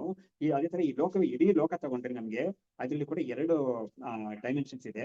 ಒಂದು ನಮ್ಗೆ ಕಾಣಿಸ್ತಾ ಇರೋ ಪ್ರಪಂಚ ವ್ಯಕ್ತವಾಗಿರೋದು, ಇನ್ನೊಂದು ಅವ್ಯಕ್ತ. ಅವ್ಯಕ್ತ ಅಂದ್ರೆ ಏನು, ಈ ಪಂಚಭೂತಗಳೇ ಈ ಪ್ರಪಂಚವಾಗಿ ಆಗಿರೋದು. ಆದ್ರೆ ಈ ಪಂಚಭೂತಗಳು ಈ ಪ್ರಪಂಚವಾಗಿ ಆಗೋದಕ್ಕೆ ಮುಂಚೆ ಅದಕ್ಕೊಂದು ಎವಲ್ಯೂಷನರಿ ಪ್ರೋಸೆಸ್ ಒಂದಿದೆ. ಆ ಪ್ರೋಸೆಸ್ ನಮ್ಗೆ ಕಾಣಿಸಲ್ಲ, ಅದು ನಮ್ಗೆ ವ್ಯಕ್ತವಲ್ಲ ಅದು. ಹಾಗಾಗಿ ಅದನ್ನು ಇದೆ. ಆದ್ರೆ ಬ್ರಹ್ಮವು ಆ ಎರಡನ್ನೂ ಮೀರಿ ಇರೋದು ಬ್ರಹ್ಮ ಅಂತ ಹೇಳ್ತಾರೆ. ಸೊ ಕ್ರಿಯೇಷನ್ ಒಳಗಡೆನೆ ಇದು ಮಾಂಡುಕ್ಯ ಉಪನಿಷತ್ತಲ್ಲಿ ತುಂಬಾ ಚೆನ್ನಾಗಿ ನಾವು ಡೆಮಾನ್ಸ್ಟ್ರೇಟ್ ಮಾಡ್ಬೋದು ಅದನ್ನ. ಅಲ್ಲಿ ಏನಾಗುತ್ತೆ ಅಂತ ಹೇಳಿದ್ರೆ 3 ಅವಸ್ಥೆಗಳು ಹೇಳ್ತಾರೆ. ಕಾರಣಾವಸ್ಥಾ ಅಂತ ಒಂದು, ಸೂಕ್ಷ್ಮಾವಸ್ಥಾ ಅಂತ ಒಂದು, ಸ್ಥೂಲಾವಸ್ಥಾ ಅಂತ ಒಂದು. ಹೀಗೆ 3 ಹೇಳ್ಬಿಟ್ಟು ಇದಕ್ಕೆ ಈ 3ಕ್ಕೂ ದಾಟಿರೋದು ಬ್ರಹ್ಮ ಅಂತ ಹೇಳಿದ್ದಾರೆ. ಇದನ್ನ ತಿಳಿಸೋಕೆ ನಮ್ಮ ವಿದ್ಯಾರಣ್ಯರು ಅವ್ರಿಗೆ ನಿಸ್ಸೀಮರವರು ನೋಡಿ, ಇದೆಲ್ಲ ಬರೆದಿರೋ ಅವರೇನೆ. ನಾವು ಮಾಡ್ತಾ ಇರೋ ಇದೆಲ್ಲ ಈ ಪಾಠ ಎಲ್ಲ ಕೂಡ ಅವ್ರು ಬರೆದಿರೋ ಶ್ಲೋಕಗಳೇ ಇದು. ಅವರು ಪಂಚದಶಿನಲ್ಲಿ ತುಂಬಾ ಚೆನ್ನಾಗಿರೋ ಒಂದು ಉದಾಹರಣೆ ಕೊಟ್ಟಿದ್ದಾರೆ ನೋಡಿ. ಈ ನಾಲ್ಕು ಅಂಶಗಳಿದೆ. ಯಾವುದೇ ಒಂದು ವಿಷಯಕ್ಕೆ ಕೂಡ ಈ ಪ್ರಪಂಚ ಸೃಷ್ಟಿ ಅನ್ನೋ ವಿಷಯಕ್ಕೆ 4 ಅಂಶ ಇದೆ. ಅದೇ ತರ ಬ್ರಹ್ಮವನ್ನ ತಿಳ್ಕೊಳ್ಳಕ್ಕೆ ನಮ್ಗೆ 4 ಅಂಶ ಇದೆ ಅಂತ ಹೇಳುವಾಗ ಅವರು ತುಂಬಾ ಚೆನ್ನಾಗಿರೋ ಒಂದು ಉದಾಹರಣೆ ಕೊಡ್ತಾರೆ. ಇವಾಗ ನಮ್ಗೆ ಅನಂತನ ಹಬ್ಬದಲ್ಲಿ ಒಂದು ಪಟ ಹೇಳ್ತೀವಿ. ಅನಂತನ ಪಟ ಅಂದ್ರೆ ಬಟ್ಟೆ ಸಾನಿದ್ರು ಅಂಗಡಿ ಸಿಗುತ್ತೆ. ಅದ್ರಲ್ಲಿ ಪ್ರಿಂಟ್ ಆಗುತ್ತೆ ಅನಂತನ ಒಂದು ಇದು ಚಿತ್ರ ಪ್ರಿಂಟ್ ಆಗಿರುತ್ತೆ. ಅದು ನೋಡಿ, ಆ ಪ್ರಿಂಟ್ ಅದನ್ನ ಇವರು ಉದಾಹರಣೆ ತಗೊಳ್ತಾರೆ ನಮ್ಮ ವಿದ್ಯಾರ್ಥಿಗಳು. ಅದನ್ನ ನಾವು 4 ಸ್ಟೇಜಸ್ ಅಲ್ಲಿ ಇದೆ ಅಂತ ಹೇಳ್ತಾರೆ ಅವರು. ನಮ್ಗೆ ಅದನ್ನ ಹೇಳಿದ್ಮೇಲೆ ಹೌದು ಅಂತ ನಮ್ಗೆ ಅನ್ಸುತ್ತೆ. ನಾವು ನೋಡಿದ್ದೀವಿ, ಬೇಕಾದಷ್ಟು ನೋಡ್ತಾ ಇದ್ದೀವಿ ನಾವು. ಆದ್ರೂ ಕೂಡ 4 ಸ್ಟೇಜಸ್ ಇದೆ ಅನ್ನೋದು ನಮ್ಗೆ ಇವ್ರು ಹೇಳ್ಕೊಟ್ಟ ಮೇಲೆ ನಮ್ಗೆ ಗೊತ್ತಾಗುತ್ತೆ. ನೋಡಿ, ಬಟ್ಟೆ ಅಂತ ಒಂದಿದೆ. ಬಟ್ಟೆ ಅಲ್ಲ ಅಂತ ಯಾರು ಹೇಳಕ್ ಆಗುದಿಲ್ಲ. ಸೊ ಹಾಗಾಗಿ ಅನಂತನ ಪಟ ಅಂತ ನಾವು ಹೇಳಿದ್ರು ಕೂಡ ಆ ಬಟ್ಟೆ ಖಂಡಿತ ಅದು. ಆ ಬಟ್ಟೆನಲ್ಲಿ ಹಾಗೇನೆ ಈ ಪಟ ಮಾಡಕ್ ಆಗುದಿಲ್ಲ, ಈ ಚಿತ್ರ ಬರೆಯಕ್ ಆಗುದಿಲ್ಲ, ಅದಕ್ಕೆ ಪ್ರಿಂಟ್ ಮಾಡಕ್ ಆಗುದಿಲ್ಲ. ಏನ್ ಮಾಡ್ಬೇಕಾಗಿದೆ, ಆ ಬಟ್ಟೆ ತುಂಬಾ ಸಾಫ್ಟ್ ಆಗಿರುತ್ತೆ ಅದು. ಸೊ ಇದರಿಂದ ಬರುವಾಗ ಮಿಲ್ಲಿಂದ ಅಷ್ಟು ತಯಾರಾಗುವಾಗ ಸಾಫ್ಟ್ ಆಗಿರುತ್ತೆ. ಅದಕ್ಕೆ ಸ್ಟಾರ್ಚ್ ಮಾಡ್ಬೇಕಾಗಿದೆ, ಗಟ್ಟಿ ಮಾಡ್ಬೇಕು ಅದನ್ನ. ಹಾಗಾಗಿ ತುಂಬಾ ಲೋಲವಾಗಿರೋ ಅಥವಾ ಸಾಫ್ಟ್ ಆಗಿರೋ ಸ್ಟೇಜ್ ಅದು. ಆಮೇಲೆ ಅದನ್ನ ಗಟ್ಟಿ ಮಾಡಬೇಕಾದ ಸ್ಟೇಜ್ ಇದೆ. ಗಟ್ಟಿ ಮಾಡಿದ್ಮೇಲೆ ಅದ್ರಲ್ಲಿ ಔಟ್ಲೈನ್ಸ್ ಬರಿಬೇಕಾದ ಒಂದು ಸ್ಟೇಜ್ ಇದೆ. 4ನೇದು ಔಟ್ಲೈನ್ಸ್ಗೆಲ್ಲ ಬಣ್ಣ ತುಂಬೋದು, ಕಲರ್ ಫಿಲ್ಲಿಂಗ್ ಅಂತ. ಅವಾಗ 4 ಸ್ಟೇಜಸ್ ಇದೆ ಅಂತ ಅವ್ರು ಹೇಳ್ತಾರೆ. ಹಾಗಾಗಿ ಈ 4 ಸ್ಟೇಜಸ್ ನಮ್ಗೆ ಈ ವೇದಾಂತದಲ್ಲಿ ಕೂಡ ನಿರ್ಗುಣ ಬ್ರಹ್ಮ ಅಂತ ತುರಿಯ ಅಂತ ಇದೆಯಲ್ಲ, ಅದೇ ಈ ಮೂಲಭೂತವಾಗಿರೋ ಈ ಶುದ್ಧವಾಗಿರೋ ಬಟ್ಟೆ. ಆ ಶುದ್ಧವಾಗಿರೋ ಬಟ್ಟೆಗೆ ನಾವು ಒಂದು ಗಟ್ಟಿ ಮಾಡ್ತೀವಲ್ಲ, ಗಂಜಿ ಏನಾದ್ರು ಹಾಕಿ ಬಟ್ಟೆ ಗಟ್ಟಿ ಮಾಡ್ತೀವಲ್ಲ, ಆ ಗಟ್ಟಿ ಮಾಡೋದೇ ಈಶ್ವರ ಅಂತ ಹೇಳಿದ್ದಾರೆ. ಆಮೇಲೆ ಈ ಗಟ್ಟಿ ಮಾಡೋದು ಈಶ್ವರ ಅಂತ ಅಲ್ಲ, ಗಟ್ಟಿಯಾಗಿರೋ ಸ್ಟೇಟ್ ಇದೆ, ಅದೇ ಈಶ್ವರ ಒಂದು ಸ್ಟೇಟ್. ಈಶ್ವರನಿಂದ ಏನಾಗ್ಬೇಕಾಗಿದೆ, ಸೂಕ್ಷ್ಮವಾಗಿ ಫಸ್ಟ್ ಬರುತ್ತೆ, ಆಮೇಲೆ ಸ್ಥೂಲವಾಗಿ ಬರುತ್ತೆ. ಆ ಸೂಕ್ಷ್ಮವಾಗಿ ಬರೋದಕ್ಕೆ ಹಿರಣ್ಯಗರ್ಭ ಅಂತ ಹೇಳ್ತಾರೆ. ಅದಕ್ಕೆ ನಾವು ಔಟ್ಲೈನ್ಸ್ ಅಂತ ಹೇಳ್ತೀವಿ. ಔಟ್ಲೈನ್ಸ್ ನೋಡಿದ್ರು ಕೂಡ ನಮ್ಗೆ ಏನು ಅಂತ ನಮ್ಗೆ ಸ್ವಲ್ಪ ಅನುಮಾನ ಮಾಡಕ್ ಕಷ್ಟ. ಏನು ಔಟ್ಲೈನ್ ಇದು ಅಂತ ನಮ್ಗೆ ಗೊತ್ತಾಗುತ್ತೆ. ಫುಲ್ ಆದ್ಮೇಲೆ ಕಲರ್ ಎಲ್ಲ ಮಾಡಿದ್ಮೇಲೆ ಅವಾಗ ಇದು ಇಂಥದ್ದೇ ಚಿತ್ರ ಅಂತ ನಮ್ಗೆ ಗೊತ್ತಾಗಿದೆ. ಅವಾಗ ಈ ಕಲರ್ ಫುಲ್ ಆದ್ಮೇಲೆ ನಮ್ಗೆ ಫಿಲ್ ಆದ್ಮೇಲೆ ನಮ್ಗೆ ಏನು ಕಾಣಿಸುತ್ತೋ ಕಣ್ಣಿಗೆ, ಅದೇ ವಿರಾಟ್ ಅಂತ ಹೇಳ್ತಾರೆ. ಆ ಕಲರ್ ಫಿಲ್ ಆಗಿರೋ ಒಂದು ಸ್ಟೇಟೇ ಇವಾಗ ನಾವು ನೋಡ್ತಾ ಇರೋದು. ಇದಕ್ಕೆ ಹಿಂದೆ ಇರೋ ಒಂದು ಸೂಕ್ಷ್ಮ, ಅದಕ್ಕೆ ಹಿಂದೆ ಇರೋ ಒಂದು ಕಾರಣ, ಅದು ನಮ್ಗೆ ಕಾಣಿಸ್ತಾ ಇಲ್ಲ. ಹಾಗಾಗಿ ಈ ಕಾರಣ ಮತ್ತು ಸೂಕ್ಷ್ಮ ಅಂತ ಒಂದಿದೆಯಲ್ಲ, ಅದು ಎರಡು ನಮ್ಗೆ ಗೊತ್ತಾಗದೇ ಇರೋದು, ಗೊತ್ತಾಗ್ತಾ ಇರೋದು ಇದು. ಆದ್ರೆ ಬ್ರಹ್ಮವು ಇದು 3 ಕೂಡ ಬ್ರಹ್ಮವಲ್ಲ, ಇದೆಲ್ಲ ದಾಟಿರೋದು ಬ್ರಹ್ಮ ಅಂತ ಅಲ್ಲಿ ಬರುತ್ತೆ ಅದು. ಹಾಗಾಗಿ ಅದೇ ವಿಷಯವನ್ನ ಇವ್ರು ಕೂಡ ಇಲ್ಲಿ ಹೇಳ್ತಾ ಇದ್ದಾರೆ. ಜ್ಞಾತಂಚ ಅಜ್ಞಾತಂಚ, ತಿಳಿದಿರೋದು ಮತ್ತು ತಿಳಿದೇ ಇರೋದು ಅಂತ 2 ಇದೆ. ಇದು ದ್ವೇಧ ಅವಗಮ್ಯ ಅವಭಾಸತೆ. ಈ ಪ್ರಪಂಚ 2 ರೀತಿಯಾಗಿ ನಮಗೆ ಕಾಣಿಸ್ಕೊಳ್ತಾ ಇದೆ ಕೂಡ ನೋಡಿ. ಏನು ಅಂದ್ರೆ ಸಾಮಾನ್ಯ ಜನಕ್ಕೆ ನಾನು ಸೈನ್ಸ್ ಇಟ್ಕೊಂಡೆ ಕೂಡ ಹೇಳ್ಬೋದು. ಹಾಗಾಗಿ ನಾವು ಇದಕ್ಕೆ ವೇದಾಂತ ನಮ್ಮ ರಿಲಿಜನ್ ಬೇಕು ಅಂತ ಇಲ್ಲ. ಸಾಮಾನ್ಯ ಜನಗಳು ಕೂಡ, ಸೈಂಟಿಸ್ಟ್ ಕೂಡ ಏನ್ ಮಾಡ್ತಾ ಇದ್ದಾರೆ, ಈ ಸ್ಥೂಲವಾದ ಪ್ರಪಂಚಕ್ಕೆ ಹಿಂದೆ ಅದ್ರ ಹಿನ್ನೆಲೆಯಲ್ಲಿ ಒಂದು ಸೂಕ್ಷ್ಮವಾದ ಅಂಶ ಇದೆ ಅಂತ ಅವರು ಸೂಕ್ಷ್ಮತಮ ಅಂತ ಅವ್ರು ಕೂಡ ತುಂಬಾ ಒಳಗಡೆ ಹೋಗಿದ್ದಾರೆ, ತುಂಬಾ ಡೀಪ್ ಆಗಿ ಹೋಗಿದ್ದಾರೆ ಅವ್ರು ಕೂಡ. ಹಾಗಾಗಿ ಅದೆಲ್ಲ ಕಣ್ಣು ಕಾಣಿಸ್ದೇ ಇರೋದು. ಕಣ್ಣು ಕಾಣಿಸ್ದೇ ಇರೋದು ಅವರು ಕೂಡ ಎನ್ಕ್ವೈರಿ ಮಾಡ್ತಾ ಇದ್ದಾರೆ. ಕಣ್ಣು ಕಾಣಿಸ್ತಾ ಇರೋ ಪ್ರಪಂಚಕ್ಕೆ ಹಿನ್ನೆಲೆಯಲ್ಲಿ ಯಾವ್ದಿದೆ ಅಂತ ಅವರು ಎನ್ಕ್ವೈರಿ ಮಾಡ್ತಾ ಇದ್ದಾರೆ. ಹಾಗಾಗಿ ಸೂಕ್ಷ್ಮವಾದ ವಿಷಯಗಳೆಲ್ಲ ಅವರು ಕೂಡ ಕಂಡುಹಿಡಿತಾ ಇದ್ದಾರೆ. ಇಲ್ಲ ಅಂತ ಹೇಳಕ್ ಆಗೋದೇ ಇಲ್ಲ. ಹಾಗಾಗಿ ಖಂಡಿತ ಅದು ತುಂಬಾ ಚೆನ್ನಾಗಿ ಪ್ರಯತ್ನ ಮಾಡ್ತಾ ಇದ್ದಾರೆ, ಅದ್ರ ಸಂಶಯವೇ ಇಲ್ಲ. ಹಾಗಾಗಿ ಇದನ್ನ ನಾವು ಅದೇ ಟ್ರೂತ್ ಅಂತ, ರಿಯಲ್ ಟ್ರೂತ್ ಅಂತ ಇದೆಯಲ್ಲ, ಅಲ್ಟಿಮೇಟ್ ಟ್ರೂತ್, ಅದು ಈ ಎರಡು ಕೂಡ ಅಲ್ಲ ಇದು ಅಂತ ಗೊತ್ತಾಗ್ತಾ ಇರೋದು, ಗೊತ್ತಾಗದೇ ಇರೋದು ಅಂತ ಎರಡಿದೆಯಲ್ಲ, ಆ ಎರಡಕ್ಕೂ ಮೀರಿರೋದು ಆ ಒಂದು ಪರತತ್ವ ಅಂತ ಹೇಳಿ ಮಾಡ್ತಾರೆ. ಅದಕ್ಕೆ ಇನ್ನೂ ಸ್ವಲ್ಪ ಪೂರಕವಾಗಿ ಇನ್ನೂ ಸ್ವಲ್ಪ ವಿಷಯಗಳು ಹೇಳ್ತಾರೆ. ಅದನ್ನ ನಾವು ನೆಕ್ಸ್ಟ್ ಕ್ಲಾಸಲ್ಲಿ ನೋಡೋಣ. ಇಲ್ಲಿಗೆ ನಿಲ್ಸಿರೋಣ. ಶಾಸ್ತ್ರಂ ಶಾರೀರ ಮೀಮಾಂಸಾ ದೇವಸ್ತು ಪರಮೇಶ್ವರಃ ಆಚಾರ್ಯ ಶಂಕರಾಚಾರ್ಯಾಃ ಸಂತು ಮೇ ಜನ್ಮ ಜನ್ಮನಿ ವಿದ್ಯಾವಿನಯ ಸಂಪನ್ನಂ ಏತರಾದಂ ವಿವೇಕಿನಂ ವಂದೇ ವೇದಾಂತ ತತ್ವಜ್ಞಂ ವಿಧುಶೇಖರ ಭಾರತಿ. ಓಂ ತತ್ಸತ್.